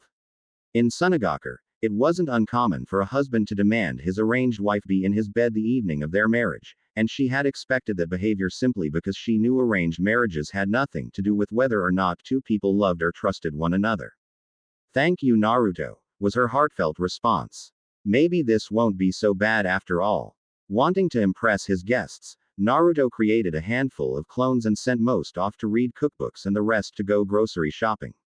With time to kill, Naruto headed to one of the restored training fields to test what his clones had learned. Raising his hand, he was pleased to see a half-formed Rasengan. Definitely done by the end of the week, he thought with a smirk. Swapping places with a training dummy, he grinned. Sealess Kawarimi, check. He still had to use the ram sign for henge, but that was at least a major improvement. Wanting to kill two birds with one stone, Naruto created clones to test both his new Kenjutsu and Taijutsu skills. Both appeared to be his mother's, and even with just the day's training with them, the styles felt natural. Finishing the last clone off with a particularly vicious cut that bisected the clone from groin to shoulder, he cringed. Wow, men must have dreaded fighting Kasen. The first elemental jutsu his clones picked made him snort in exasperation. Apparently, he really loved irony. Suoro no Jutsu, the same jutsu he had to save Kakashi-sensei from when they fought Zabuza. Trapping a clone in it, Naruto had to admit, the jutsu had its uses, but he would have to see about having enough water to use it. Moving on, he tried Daitapa. This one has potential. Watching the jutsu shred the trees he tested it on, he wondered if he had overloaded the jutsu. Rather than just blow things away, certain trees in the target area looked like they had been attacked with razors. Shrugging and filing that away for a different day, Naruto decided to test his last elemental jutsu. Remembering his internal promise after the last time he had barbecued himself, Naruto created some clones and backed off. Gukaku no Jutsu. And won't the Tem be ecstatic that I can use on of his jutsu? This time, the additional practice of the clones paid off, and rather than create giant explosions, Naruto only created the smaller explosions he wanted. Satisfied with his day, Naruto barely had the energy to flop face first on his bed before he fell asleep. The next morning found Temari waking up to the smell of something delicious. Rubbing the sleep out of her eyes, she wandered down to the kitchen in her panties and a large t-shirt, forgetting that she was not back in Sunagaku. Yawning and stretching, she grunted a morning to the shape at the stove. When she didn't get a response, she looked more fully at the figure making breakfast and felt herself freeze. It was Naruto, staring back with wide eyes, in just a pair of shorts. She thought the age difference would bother her, but he looked a bit older. Between that and his new behavior, she could easily forget she had several years on him. He's actually pretty cute. Naruto, for his part, had totally forgotten the omelet he was making as he stared at Temari. He might even owe Ero Sennin a small apology. Certainly this was worth seeing. With her hair down, sleep tousled and framing her face, Naruto came to the sudden realization that he might just have gotten a really good deal with this marriage after all. They might have continued staring at each other for a while, except Kankuro had walked in and immediately burst into loud guffaws. Yo, Naruto, the omelet seems kinda black and smoky. Nichan, you might wanna go put on some pants before he burns down the house. Temari glanced down and let out a girlish shriek as she ran back to her room, mercifully unaware that Naruto's gaze followed her retreat closely. Kankuro, watching him, and seeing the blush on his face, began to laugh until Naruto flung a kitchen knife into the wall next to his head. Raising his hands in wordless apology, he decided to help out and set the table while Naruto disposed of the charred omelet. Kid, she is your fiancé, you're allowed to look, ya know, he said, trying hard not to laugh. He was getting a stitch beneath his ribs. Rolling his eyes in irritation, Naruto shot back, gee, I'm gonna take relationship advice from the guy that wears makeup. It's war paint. It intimidates enemies, runt. An infuriated Kankuro responded. What kinda shinobi is intimidated by makeup, Gaite? Naruto mocked back. With a completely nonplussed expression, Kankuro calmly stated, I don't think you can actually call me that, since I'm older. With a foxy grin, Naruto was prepared to return fire before he was interrupted. Would you assholes just shut up? Temari snapped as she reappeared, pulling her hair into her usual pigtails. Kankuro, knowing his sister's usual reaction to being embarrassed, was able to dodge when she swung her fan at him. Naruto, however, was unaware of his danger until the large iron fan connected with his head. Slamming into the wall, a scene very reminiscent of Jiraiya and Tsunade, Kankuro began to laugh when he heard the dazed boy murmur, "Wow, I think I'm in love." After some brief first aid, where Temari wrapped his injury while Kankuro laughed and even Gaara appeared to smile, Naruto and his guest stood in front of Tsunade in her office. Deciding it would be in everyone's best interest to gloss over the partial mummification of the groom-to-be, she approached Temari. Nervously maintaining eye contact with the elder Kunoichi, Temari barely heard what was said to her until the end. "Do you swear on the will of fire and your own honor allegiance to Konoha?" Reaching back and undoing her Sunagaker Hitaiate, Temari calmed herself as she swore herself to her new village. "My honor, my life, I do so pledge." With a nod, Tsunade turned and stamped the registration sitting behind her on the desk. Pulling out a leaf Hitaiate, she passed both items to the younger blonde. "With that done, you should know that the wedding ceremony will be in 2 months. Baki, you and Temari's brothers are welcome to visit at any time. I'll be granting you travel passes when we finish here. Are there any questions? Hokage-sama, what are my expected duties?" Temari asked hesitantly. Tsunade was impressed the girl was thinking that far ahead, but was surprised that Naruto's body language had suddenly switched from passive to protective. "Well, this is a surprise. I didn't think he would understand that, but apparently he does, and he wants to protect the girl. Seems the little Gaki will be just fine. Neither council has pressed the issue yet, but I expect there will be pressure in the future." Tsunade replied, hedging her answer somewhat. "Until the Gaki there matures, you'll probably be fine. You're both young. It'll be a while before the council is concerned."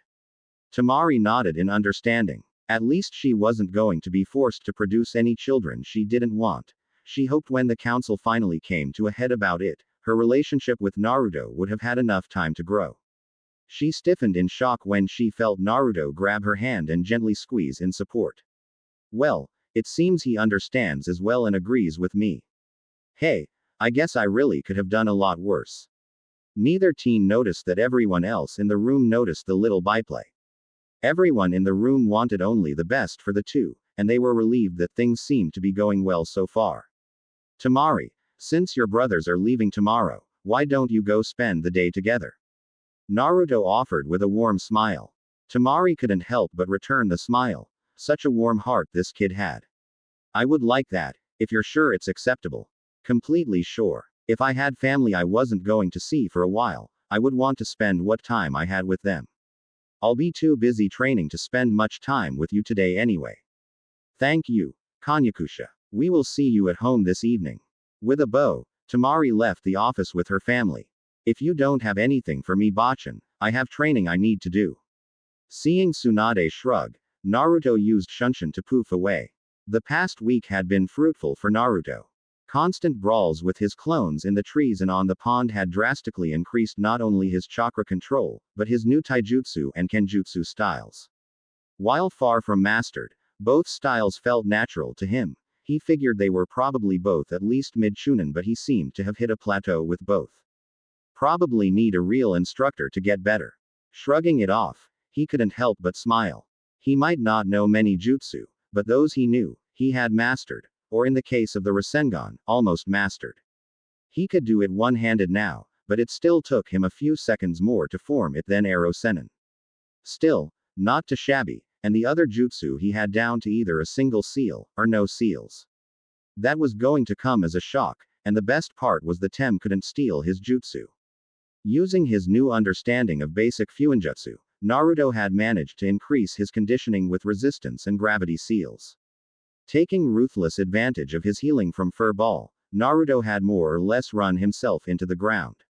When he had released the seals this morning to adjust, he noticed that he was probably at least twice as fast as he had been, and he hadn't really gotten to test his strength after he destroyed the first training dummy accidentally. His attempts to use his father's jutsu had been interesting, to say the least.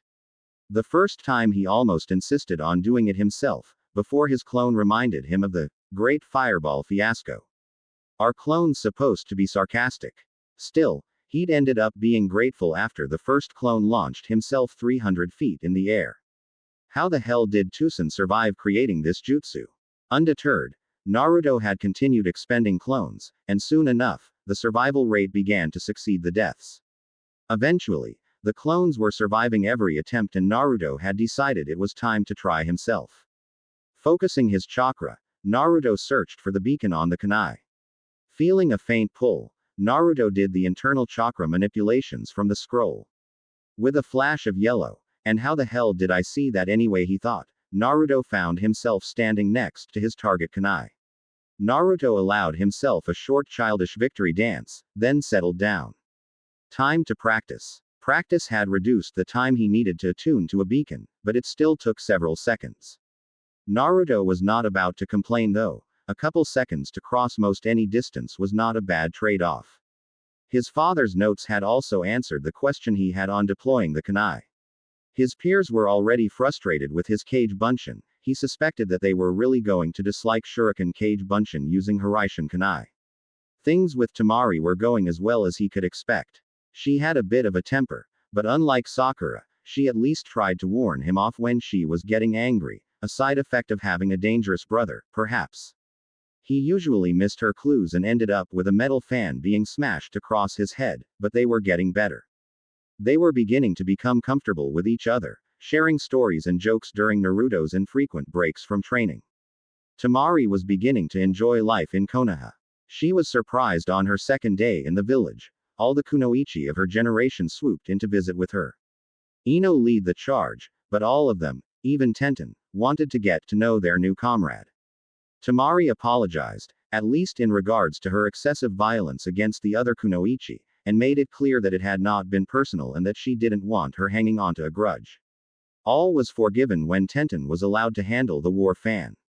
The other kunoichi all rolled their eyes as Tenten swung the fan around with stars in her eyes. She felt herself smiling as she watched. It was nice to have girlfriends. Being both a kunoichi and the child of the Kazekage had put her at a distance from everyone else.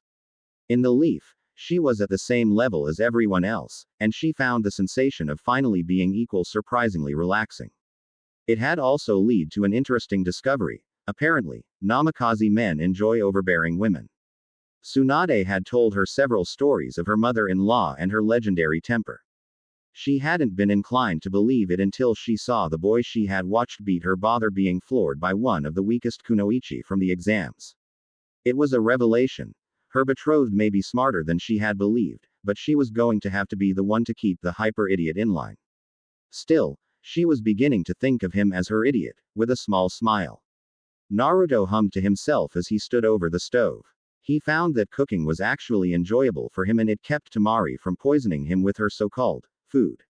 He snickered when he recalled the time he told Temari that her cooking was probably the reason poor Gaara had been so homicidal. The joke was still funny half an hour later as he limped into the house. Finishing up, he called, "Temari, dinner is done." With a flash of blonde he could have sworn was Hiraishin no Jutsu, Temari was seated at the table. Tomorrow being an important day, Naruto had gone all out. Using info gathered from Ino, traded for a future favor to be decided, Naruto had prepared Temari's favorites. Kenshin soup and roasted chestnuts followed by a large chocolate cake. Naruto had some fun poking fun at Temari for drooling, but quickly shut up when her eyes promised retribution. Naruto had inadvertently discovered that shadow clones made great kitchen staff. He got to cook, and make as much of a mess as he wanted and the clones had to clean it up. Temari tried to point out that with the clones, he would still get the memories of cleaning up, but Naruto was insistent.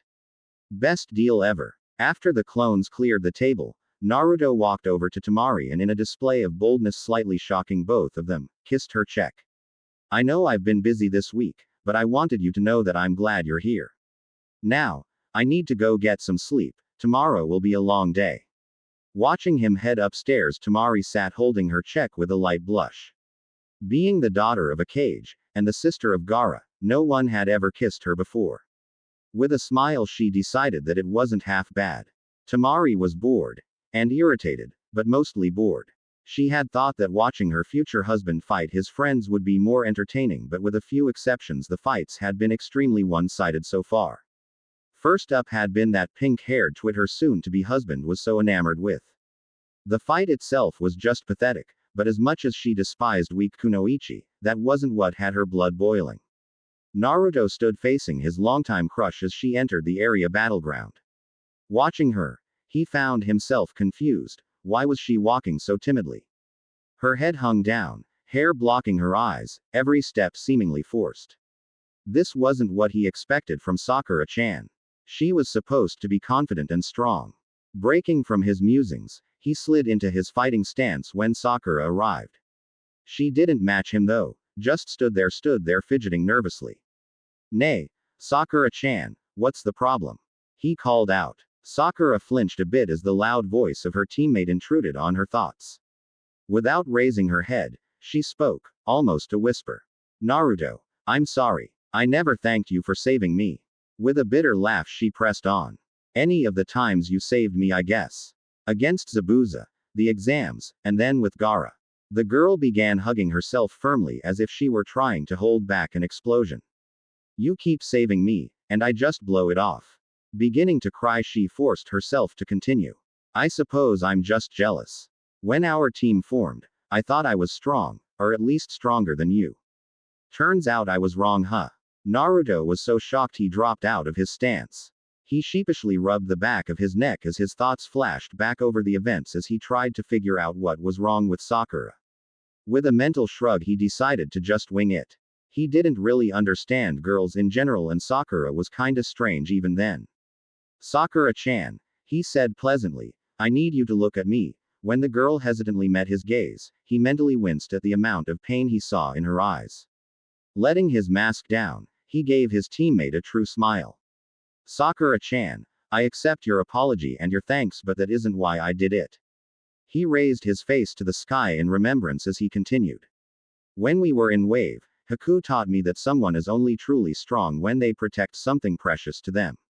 Lowering his gaze back to he girl, he smiled again. "You are not weak, Sakura-chan, you just haven't found something to be truly strong for yet. You can come train with me at my estate if you want, but you will only get stronger if you truly work for it. Still, judging from the way Crazy Snake Lady over there is twitching, we should start this match before she molests me again." The final comment was too much for Sakura and she roared with laughter, remembering what Anko had done before the second exam. Temari gritted her teeth in irritation. "Stupid, weak fangirl, wannabe Kunoichi. Why the hell is he so stuck on that pink-haired? Arg. Why do I care?" Deciding she didn't really want to continue thinking about it, Temari went back to musing over the matches. Naruto hadn't humiliated the stupid pink menace, but it was obvious to every shinobi in the audience that he had held back. The next match was more exciting. That weapons girl wasn't so bad. Temari had crushed her in battle only because she was able to blow away all of her attacks. Once Naruto got in close, however, it was over. The next match had caused Temari to both laugh and palm her face. Shikamaru was possibly the laziest person she had ever met, but he was skilled. Too bad for him that Naruto was simply unpredictable, had refused to play along with the stall tactics. At the beginning of the match, Shikamaru had caught him with his Kajimane, and in response Naruto had created a few dozen Kage Bunshin without using any seals, something that had caused a collective gasp of disbelief in the audience, and ordered them to take Shikamaru out. Shikamaru's response was fairly typical. He muttered, "How troublesome," and gave up. Not surprising to anyone that knew him, but what irked Temari was that in her match, she had gotten tied up playing along with the shadow user's little game instead of just overpowering him. Temari had to save the dog boy in the next match. Something in the pre-match banter had caused Naruto to fix a maniacal smile on his face as he pulled out a kunai and began wrapping an exploding tag around it. Blanching at the memory of what he had done to her brother, Temari whipped her fan out and floated to the arena floor. Landing between the mud and her betrothed, Temari placed her hands on her hips and said one word. "No." "Ah, come on, Temari-chan," Naruto whined. "No, you are not going to use that technique ever again." Pouting, Naruto put the kunai up after stripping off the exploding tag. Satisfied, Temari turned to leave, only to be stopped by Anko. You aren't supposed to be down here. Arching an eyebrow at her, Temari continued to leave. I was saving Dog Boy from a fate worse than death, you know. I know what he was gonna do with that and I never want to see it again. Oh. Anko replied with her trademark insane grin, what was he gonna do? With a shudder, Temari replayed the events of Gaara's fight with Naruto in her head. He was gonna shove that kunai up the mutt's butt. Something about 1,000 years of pain and Kakashi sensei's teachings or something. I'm still trying to forget it. In the stands, Kakashi tried to hide behind his book as he felt everyone turn and face him. What? I used it as a joke during his genin exam, he said defensively. I didn't think he would actually use it on someone, let alone with an exploding tag. Denied the use of the 1,000 years of pain, Naruto had simply thrashed the Bog Boy after he had tricked Akamaru into playing catch-over in a corner with a Kage Bunshin. The match after was boring. The tubby kid tried to flatten Naruto and had been blown away with a wind jutsu, then beaten down by Kage Bunshin. The quiet bug kid had been next, but had forfeited when Naruto had summoned several toads. Temari hadn't heard all the conversation between the two but caught Naruto apologizing and something about Shino being too dangerous to take head on. Shaking her head, Temari glanced at the woman sitting next to her. She was still trying to come to terms with the fact that she was sitting next to the Lady Tsunade.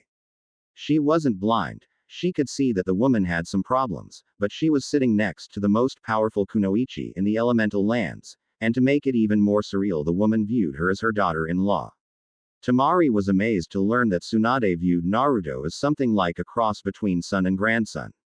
She had been extremely alarmed when threatened by the older woman about what she would do if Temari ever hurt her new husband.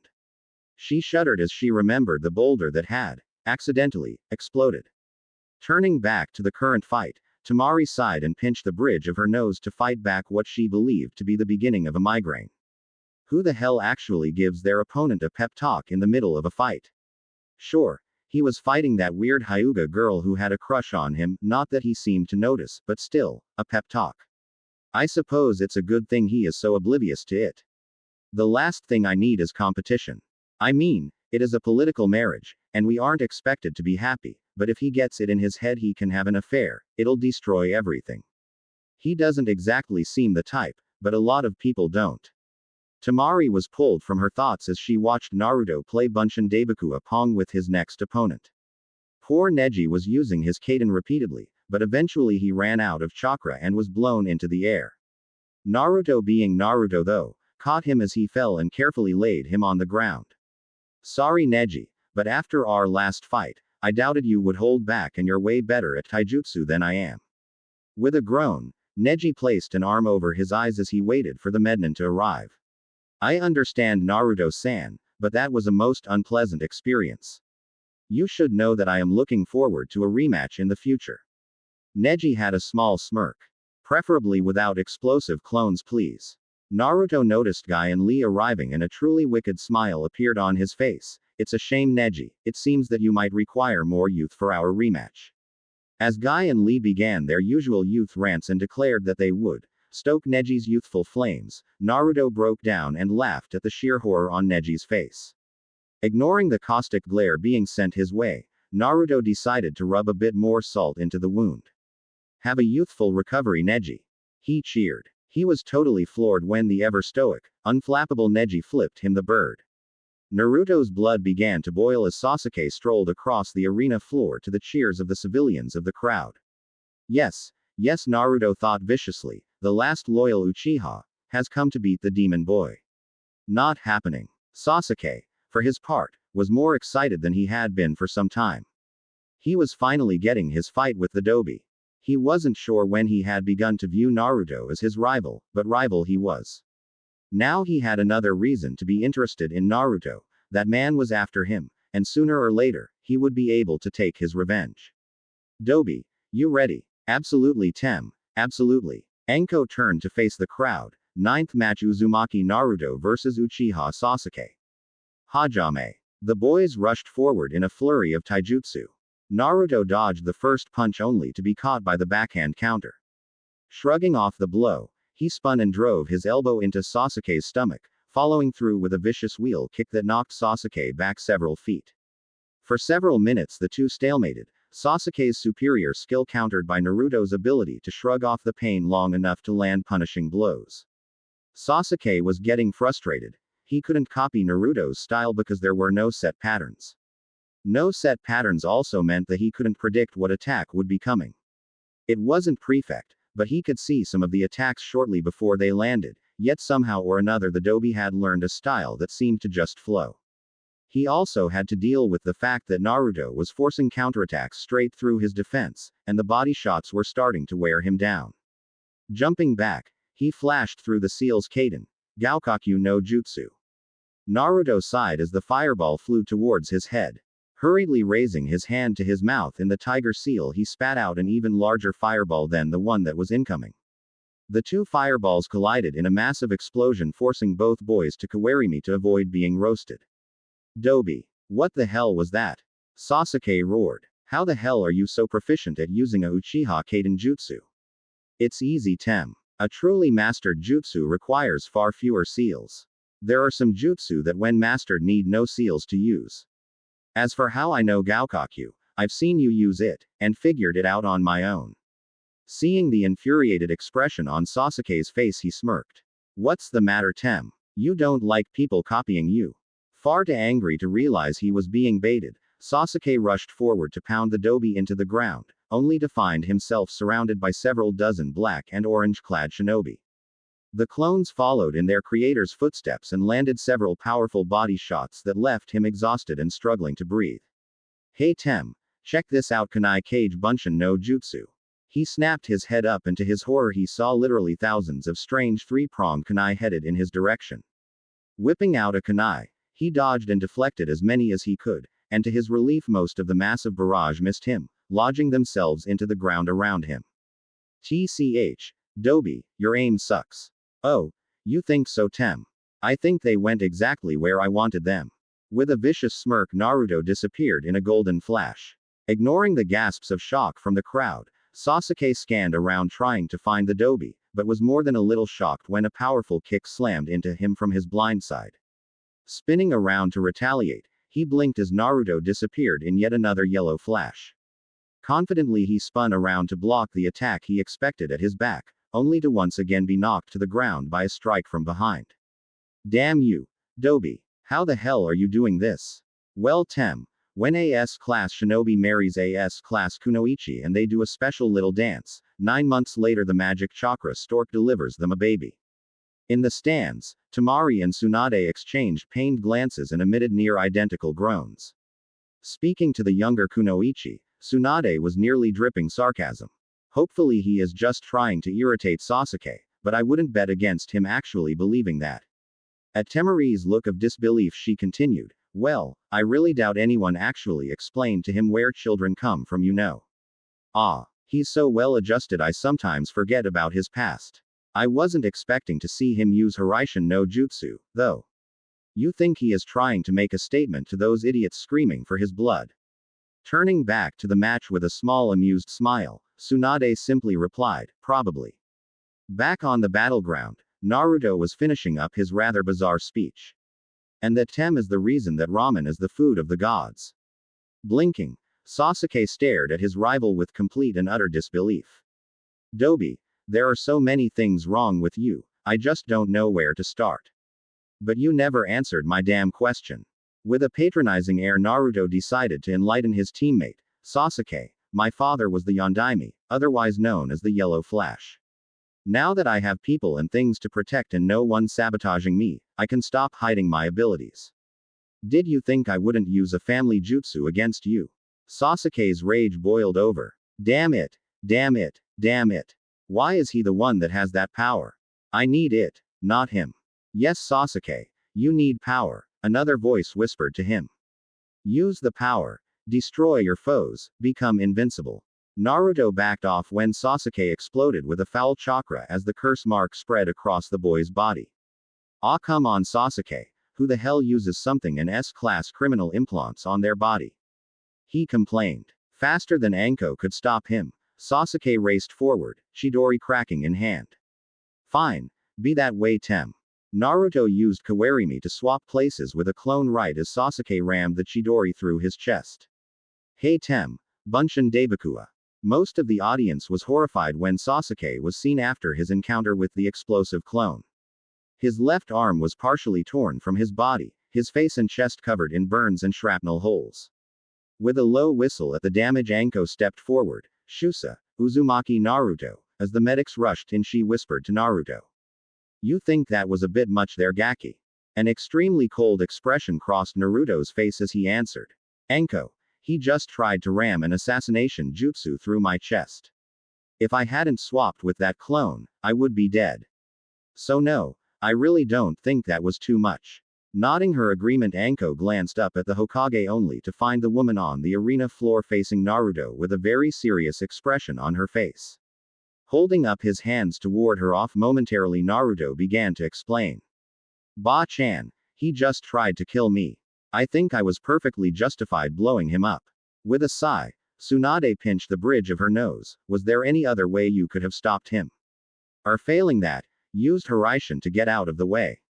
No, Naruto responded, arms crossing his chest. I barely had time to Kawarimi. I just learned Hiraishin, so it still takes me a few seconds to lock on to a seal. I stepped down the power of the explosion, but when the clone detonated, he had his arm shoved through its chest. For what it's worth, I'm sorry Ba-chan, but I'd do it again. Damn, the paperwork is gonna suck for this one. With a dismissive wave, Tsunade used a leaf shunshin to return to the Hokage's box. Last fight, Gaki. Doubt you'll have too much of a problem here though.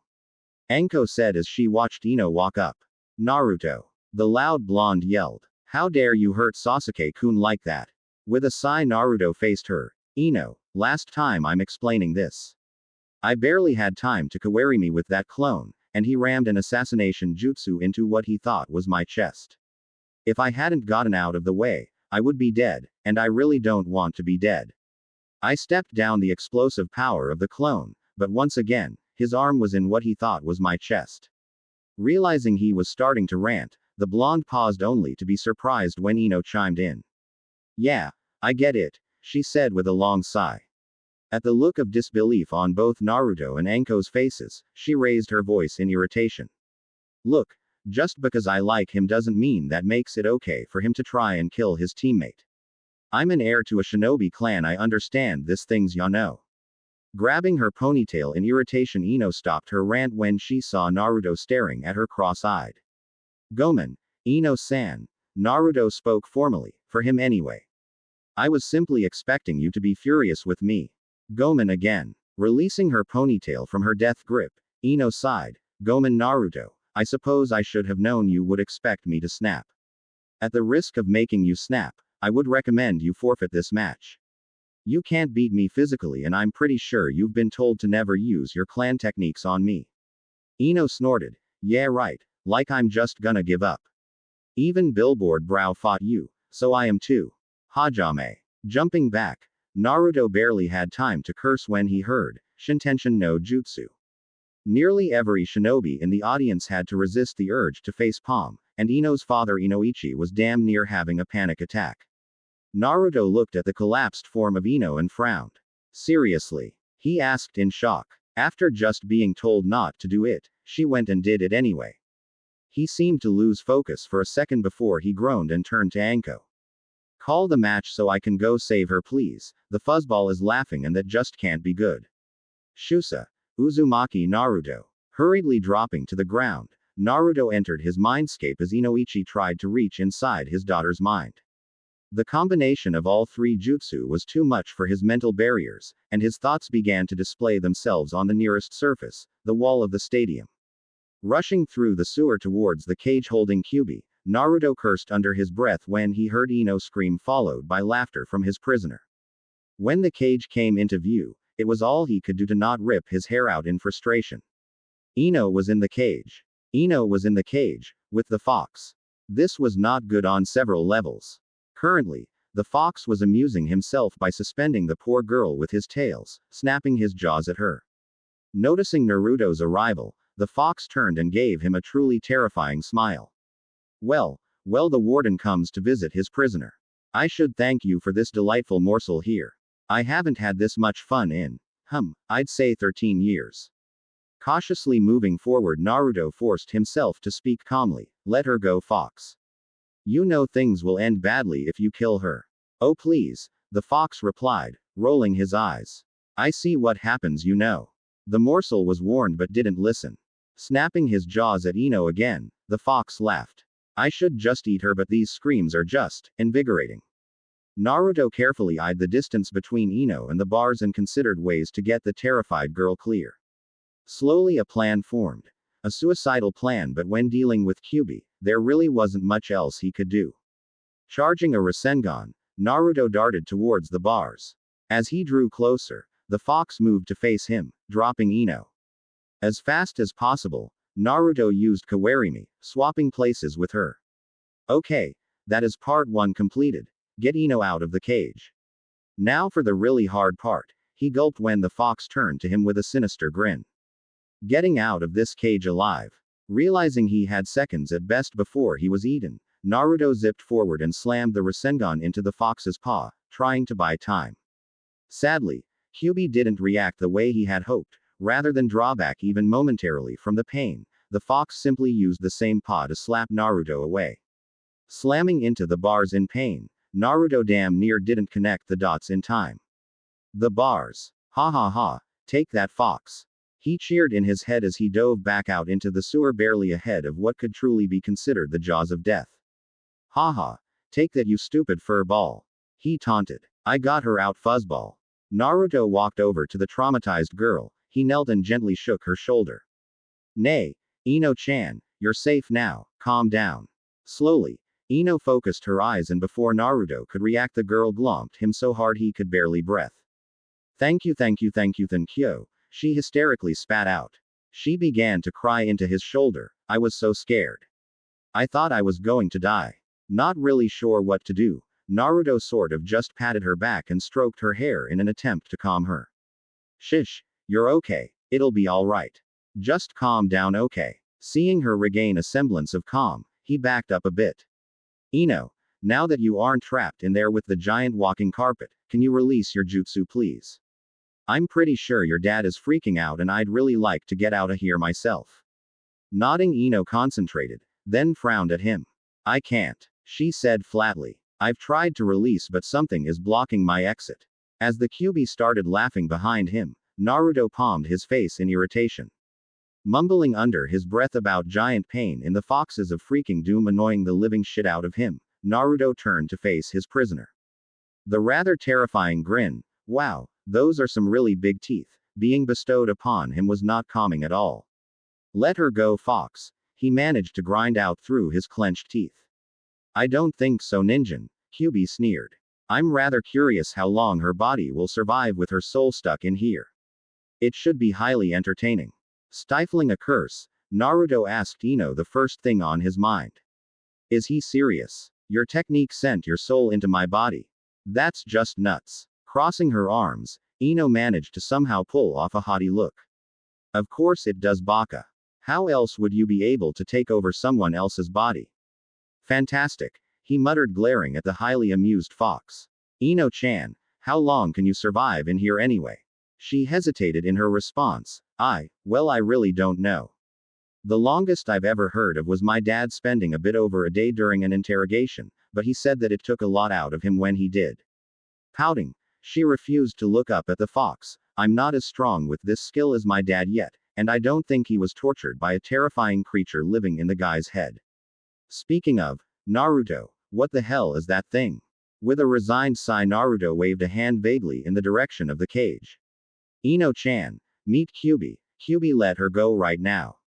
Watching the fox simply lay down and laugh at him, Naruto launched a barrage of insults at his least favorite furry creature as Ino simply stared at him in shock. Not a stupid girl by any means, Ino quickly placed all the pieces of the puzzle in place and blurted out. Your father didn't kill it. Oh sweet Kami, he sealed it into you. Naruto jerked around in shock. He really hadn't been expecting Ino to yell right behind him, let alone figure out what had happened so fast. Yeah, he responded despondently. My father sealed Fuzzball here into me to save the village. Supposedly he tried to have people see me as a hero by holding the stupid thing prisoner, but most the civilians thought I was the damn thing and most the shinobi kept their distance cause most Jinchuriki are not terribly stable.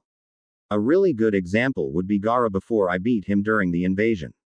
Anyway, enough about that, we have to get you out of here. Alright Fox, what do you want to let her leave? Take the seal off. Not happening bunny ears, try again. Why should I care? The only thing I want is that damn seal your father stuck on me off. You have nothing else I could want, you pathetic mortal fool. Hey, you think I'm stupid don't you Fox? I know what you're afraid of.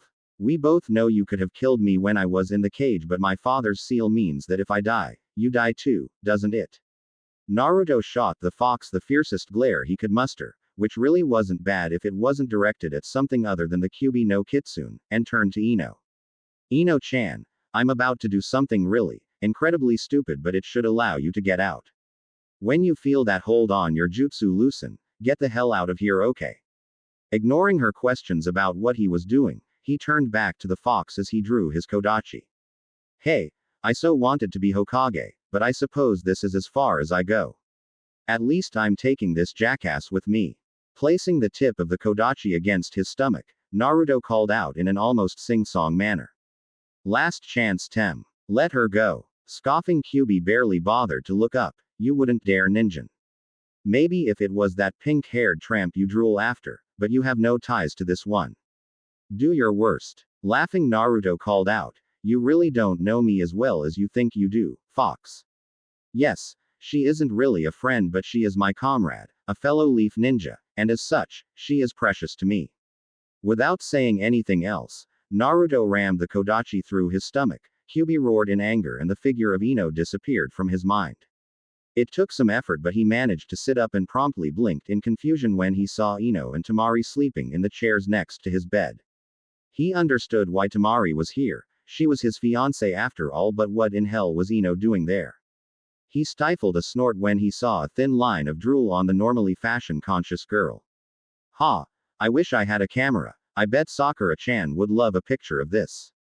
Moving quietly, he found his clothes, and prepared one of his best jutsu, Ninpo, Hospital Escape no Jutsu, which was a very high-level move that involved him and an open window. Sadly, people who know him were prepared, and even as he jumped out the window, he found himself snagged by the collar and dragged back into the room. Nay, come on Kakashi-sensei, I hate this place. Let me go pweeease, he said, attempting to use the dreaded puppy eyes no jutsu on his sensei. Ma Naruto, sorry. Hokage-sama threatened to burn my books if I let you get away. The lazy Jonin replied without taking his eyes from his book. Glancing up at the sleeping girls, he turned one of his infamous eye smiles on Naruto. I'm so proud of you, my little adorable little genin. 2 girls sleeping in your hospital room. I almost feel tears of pride forming. Flushing in embarrassment, Naruto retorted hotly. It's not like that, sensei. I know why Temari is here, I mean we're getting married, but I have no idea why she's here. He pointed at Ino. Quieting down, he asked the 2 questions burning through his head. Sensei, how long have I been out? And what happened with Tem? Kakashi stalled for time, carefully placing his book away. Well, the first question is easy to answer, Naruto. You've been unconscious for 4 days. Chuckling a bit at Naruto's groan, he paused and decided to answer the last question. As for Sasuke, they managed to keep him alive, and they even reattached his arm, but they don't think he'll ever fully recover. Sighing, he got to the worst part. Naruto, Sasuke will never be returned to active duty as a shinobi. Hearing the words, Naruto wasn't really shocked. He had seen Sasuke's arm blown off, but it still hurt. Sasuke was his teammate and he, no one else, had destroyed a talented shinobi and ruined his friend's dreams. Can't Ba-chan fix him? She fixed bushy brows, right? That was way worse. The words just spilled from his mouth. Eyeing his student, Kakashi decided that, while painful, he needed to tell Naruto the full truth before he convinced himself that he was to blame for what happened. Naruto, even if he still had full use of his arm, Sasuke would have been pulled from the ranks. Ignoring the look of shock on Naruto's face, Kakashi pressed on. The containment seal placed over hubby Tem's curse seal, and I do like that name by the way, was reliant on Sasuke's will. He willingly broke it and drew on the power of the curse seal, directly against orders. In addition to that, he used an assassination jutsu on a fellow Leaf Nin in a friendly match. Hokage-sama has ruled that we cannot afford to have such a loose cannon. Shrugging, Kakashi placed a hand on Naruto's shoulder. It wasn't your fault, Naruto. Shrugging the hand of his shoulder, Naruto stalked back over to his bed and sat down. He understood what Kakashi said, but he still felt guilt burning at him. Sasuke being removed as a shinobi as a result of his own behavior eased some of his burden, but it felt as if it was his fault for pushing him that far. If Naruto had not started their rivalry, Sasuke would have never felt the need to use the seal on him. He was pulled from his thoughts by a squeal, and suddenly found himself on the floor as he was tackled by a blonde blur. Hey, you're awake. That's awesome. Datboyo. He froze in shock as Ino continued to hold him, and he vaguely noticed that Kakashi seemed far more amused than surprised. Datboyo. What the hell? I was so worried you weren't going to wake up, Datboyo. The blonde rambled on. With another squeal, Naruto found himself being shaken. Don't ever do something like that again, Datboyo. Prying the overexcited girl off, Naruto found himself wondering exactly what sort of hell he had found himself in. His feeling of doom increased when he noticed that Temari was also awake and staring at Ino in a rather frightening manner. He began to panic as he tried to think up some sort of explanation for what was going on, but he was drawing a blank. It was like some sort of dream. Wait a minute, a dream, or a genjutsu?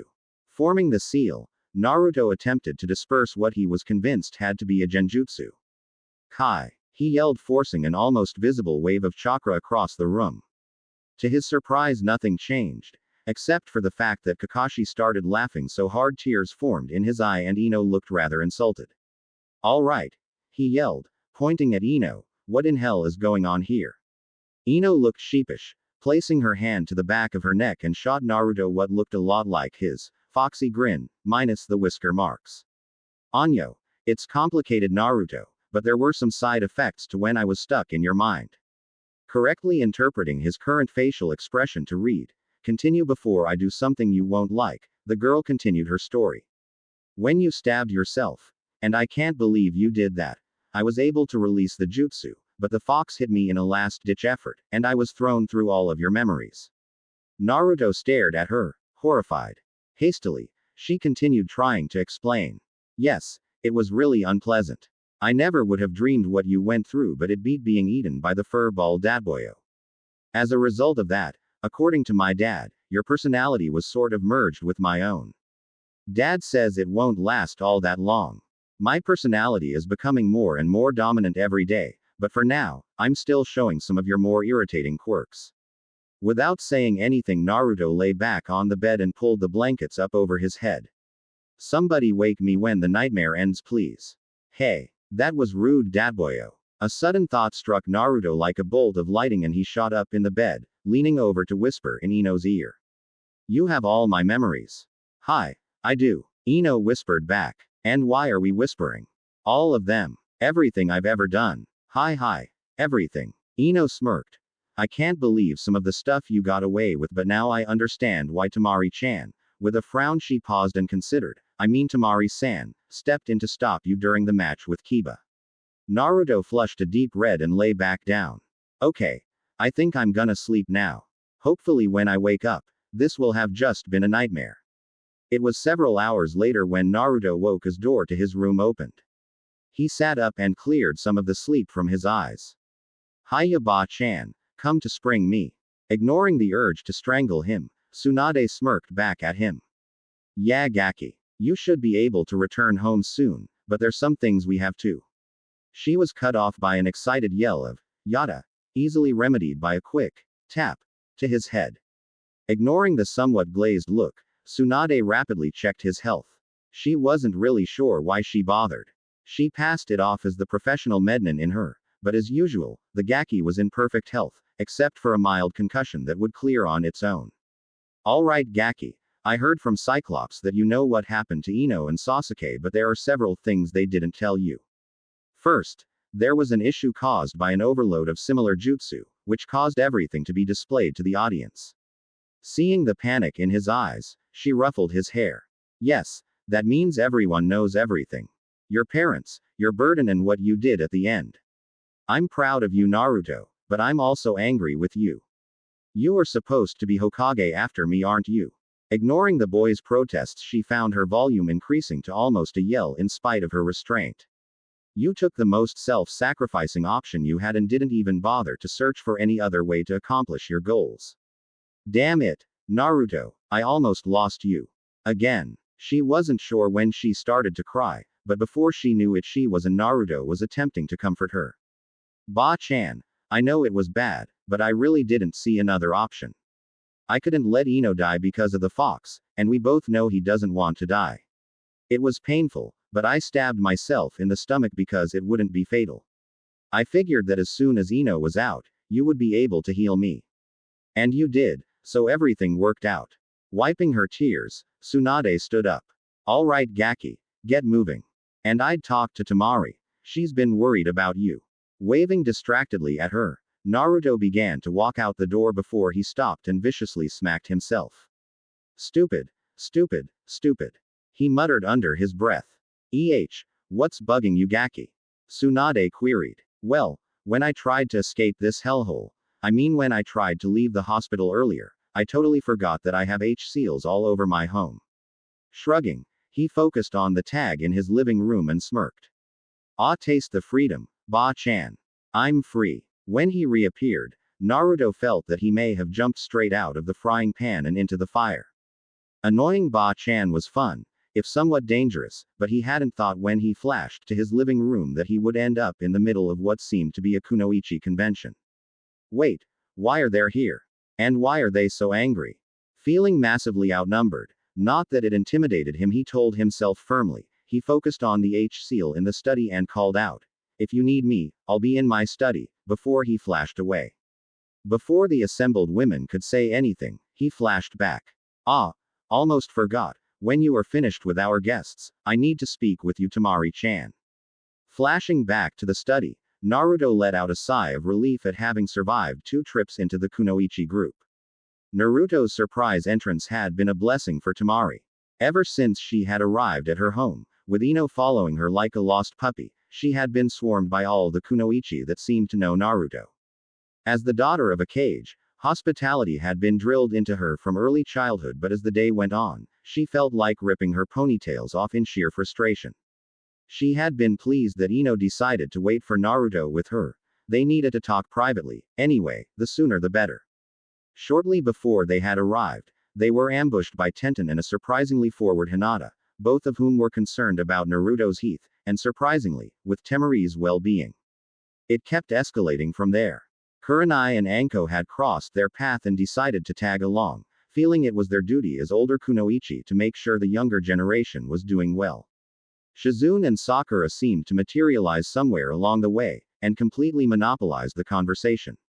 She was surprised to find a small army of foxes milling about her yard, but surprise quickly morphed into acceptance. Life with Naruto had been like moving from one bizarre event to the next. She frowned as the foxes bowed respectfully as she passed, like she was a queen, and she hurried to get everyone inside. Being inside wasn't much better.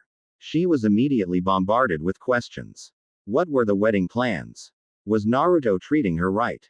Was she happy? Did she miss Sunagaku? What was going on with all of the foxes? It was enough to drive a saint insane, and Temari had been very, very close to grabbing her fan and dispensing some pain when Naruto arrived. Shooing the women out of the house was difficult, but eventually she managed to get rid of almost everyone, pointedly sending Ino into the kitchen to make ramen and wait. She needed to talk to Naruto, but after that stunt in the hospital, she also really needed to talk to her. Entering the study, Temari found Naruto lost in thought as he stared out the window at the fox-covered grounds. Unless she was very much mistaken, the look on his face indicated he was both amused and annoyed. Silently crossing over to him, she placed her hand on his shoulder and was surprised and pleased when he absently reached up and began to gently stroke her hand. It was the first truly intimate contact they had, and it made her stomach flutter pleasantly. Nay, Temari-chan, he spoke quietly, so as not to ruin the peaceful aura. You know anything about why our grounds are covered by foxes? I thought you knew. They were here when I came back from the hospital. It was odd though. When I passed by several of them, they bowed to me. Huh. I probably ought to figure out what's going on, then. Got something to keep you busy in the meantime. Temari scowled. Yeah. I still have to have a chat with Ino. I have her stashed downstairs. With a sigh, Naruto stood up, giving her one last pat on the hand. Please be nice. If she really did absorb my memories, I'm amazed she didn't commit suicide. I would bet just about anything that she is using my old, cheerful idiot mask as a cover. With a small sad smile, he gazed into Temari's eyes. Under that mask is a rage fit to burn the world, Temari. Be careful, please. Temari felt taken aback. In her irritation, she had forgotten that Naruto had a similar background to her brother. It was a miracle he had come out whole, and Ino had been forced to live those long years in mere seconds of agony. It wasn't surprising that the poor girl was clinging to the one person she knew would understand and could help her. Reaching up, she lightly ran a finger over one of Naruto's whisker marks, amusing herself at the quiet purr it caused. All right, you made your point. I'll do what I can to help her. Thanks, Temari-chan, he said with a smile that could light up the night.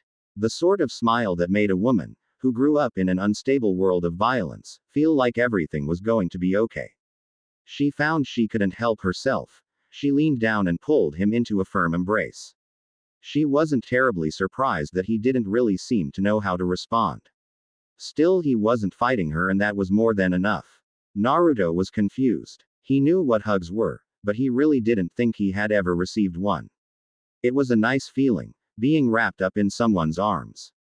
All of his anger slipped out of him like water over a stone, and he relaxed into Temari's arms, gently returning the affection. He remembered how much she seemed to like it when he stroked her hands, and he decided to see if the same was true for her back. He was pleased with his efforts when the girl seemed to relax even more as a result. He didn't really want to end it, but they both had things to do, so he reluctantly broke away. Gomen, Temari-chan, but I need to go see about the foxes, and I believe you have someone you need to talk to. Sighing in frustration, Temari nodded her agreement and headed downstairs to check on her blonde foe. Or was it friend? Seeing the girl in question idly tapping her fingers on the table as she daydreamed, Temari braced herself and went forth to do battle, gently. Naruto entered his backyard as he considered the foxes gathered there. He knew that ever since Kyuubi's attack, foxes had not fared well in Konoha, but why had they gathered here on his estate? There were far less than he had assumed, perhaps a dozen family groups total. He hid his surprise as a large gray and red fox approached him and bowed. Greetings, Lord Regent. I beg forgiveness, but it is urgent we speak. Yeah, I was just thinking the same thing. What's going on here? My name is Reynard, Lord Regent. Holding up his hand to stop the fox, Naruto queried, Lord Regent.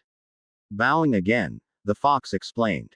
You hold Lord Kyuubi inside your body, my lord, and as such, until his return, you are his regent. Ah, please continue, but I'm not much for formality, please just call me Naruto. Naruto responded. As you wish, Naruto-sama. We have gathered here to request sanctuary. For years, our kind have been hunted here in Konoha. All that have survived are gathered here. As our regent, we humbly request your help. Eyes widening, Naruto did another quick count. This is it, he thought incredulously. It had seemed like a lot of animals to be in one place, but if they were all that was left, their species was on the verge of extinction. Very well, Reynard. The Kitsune are welcome on these grounds. You should be safe here. I'll talk to Ba Lady Hokage in the morning to find a more permanent solution, but is there anything I can do now? Naruto-sama. The kits need urgent care, and I fear some of our members have been poisoned from the traps set up in the woods. Their wounds are not healing as they should. If I can arrange a non-hostile veterinarian, will the others be willing? It should not be an issue, Naruto-sama, if you are present. The Kitsune find solace in your presence. With yet another sigh, Naruto waved for Reynard to follow him. I suppose we need to go see the Inuzuka clan. I'm not sure how well their ninkin will react to your presence, but I suspect I will need you. As you wish, Naruto-sama. The trip to the Inuzuka compound was something of an eye-opener for Naruto. He was used to glares of hatred or icy silence, Having people wave at him as he passed, or groups of girls giggling as they followed him was downright unnerving. No one seemed to even notice Reynard trotting along beside him, and that was even stranger. He really doubted people would change their minds that fast, even if they had seen everything that happened in his head, so it was with some relief when he arrived at the Inuzuka gates. Short-lived relief when he spotted the dark-haired, feral figure of Sume Inuzuka leaning against the gates. Well, what brings Minato and Kushina's puppy to me today? Eyeing Reynard, she added, and with a guest, I see. It's to help the foxes, it's to help the foxes. Stay calm, be respectful. Taking a deep breath, Naruto and Reynard explained what happened and what help they needed as respectfully as possible. Naruto was extremely polite. He had several run-ins with Sume in the past because of his pranks, and the woman scared him even more than Crazy Snake Lady. Sume was not happy that canines, even if they were foxes, had almost been hunted into extinction near Konoha. An agreement was quickly struck allowing Inuzuka vets and their ninkin into Namikaze grounds to treat the foxes and train Naruto in animal husbandry. In return, Clan Namikaze would pay a yearly fee and would allow young Inuzuka access to fox kits as possible partners. The hope was that when members of a large and influential clan began working with fox partners, the fear and hatred of the foxes would slowly die away. Satisfied with the deal struck, and considering other options he may have regarding the foxes, Naruto and Reynard led a handful of Inuzuka vets back to the estate. Temari was having issues. Specifically a blonde issue that was now wrapped around her, sobbing. She had intended to politely talk to Ino about staying the hell away from her fiancé, then work with the girl regarding her new emotional issues. Sadly, almost as soon as she got the Yamenka's attention, Ino had simply exploded. I don't get it, she screamed. I can't even go through town without wanting to kill almost everyone I meet, including myself. I see people I know I've had good times with, and then his memories flash in my head and I see how they treated him and I just want them to burn. Suddenly the girl stopped and flashed Temari a foxy grin. Nay, did you need to talk about something, Temari-chan? Temari eyed the girl, and despite everything her heart went out to her. Ino didn't have the sheer will that Naruto did to bury or channel the rage and hate, and if something wasn't done, Ino would simply explode before her normal personality resurfaced. Temari pulled the girl into a hug where she promptly broke down and cried, and almost 2 hours later, Ino was still there. Temari was not a real, touchy-feely kind of girl at the best of times, and being sobbed on for a couple of hours had not improved her mood, but it was a necessary evil. It wasn't surprising that when Naruto came wandering back in from supervising the Inuzuka vets, Temari damn near threw Ino at him. I can't deal with this anymore, you do it. She yelled as she stomped off. Naruto, how do you do it? How do you block this out? Ino begged, disregarding Temari's absence. Ino, you have to find a goal and focus everything into it. I strive to be Hokage. I put everything into it, and when I gain that goal, I will prove to everyone who ever doubted or hurt me that they were wrong. That's how I deal with it. For now, I need to ask you to go home. Talk with your dad, clear your head, do things that you, Ino, like to do. Hopefully that will help drive back my memories and let you get back on with your life. Naruto gently smiled at her. You are welcome here to talk or train whenever, Ino, but right now, I need to spend time with my fiancé. With everything that's happened, I feel I've neglected Temari. After escorting Ino out, Naruto wandered the house until he found Temari sitting on the rail of the back balcony, watching the fox kits play in the yard. Gomen Temari-chan, he said softly to avoid startling her. I didn't realize how bad my memories were affecting her. Sighing, Temari continued to face the yard. It's not your fault. When she was clinging to me, I realized all the suffering that you and my brother suffered. If I'd tried, I could have been there for Gaara. Maybe I could have stopped him from snapping. Walking closer, Naruto wrapped his arms around her from behind. It wasn't your fault, Temari-chan. Gaara told me before he left that your father never allowed you to be near him when he was younger. When you finally met, it was already too late. But you're there for him now, and that is what's important. Temari relaxed back into his embrace, surprised with how comfortable she felt being held by the boy. In Sunagaku, everyone had feared her father or her brother, and she spent much of her time alone or with Konkuro. Somehow, The maddening and confusing boy holding her had broken through her defenses, and rather than be threatened by it, she felt safe. Temari-chan, do you want to go out for dinner? I can show you all my favorite spots around town. She smiled, even though he couldn't see it. Yes, I think I would like that.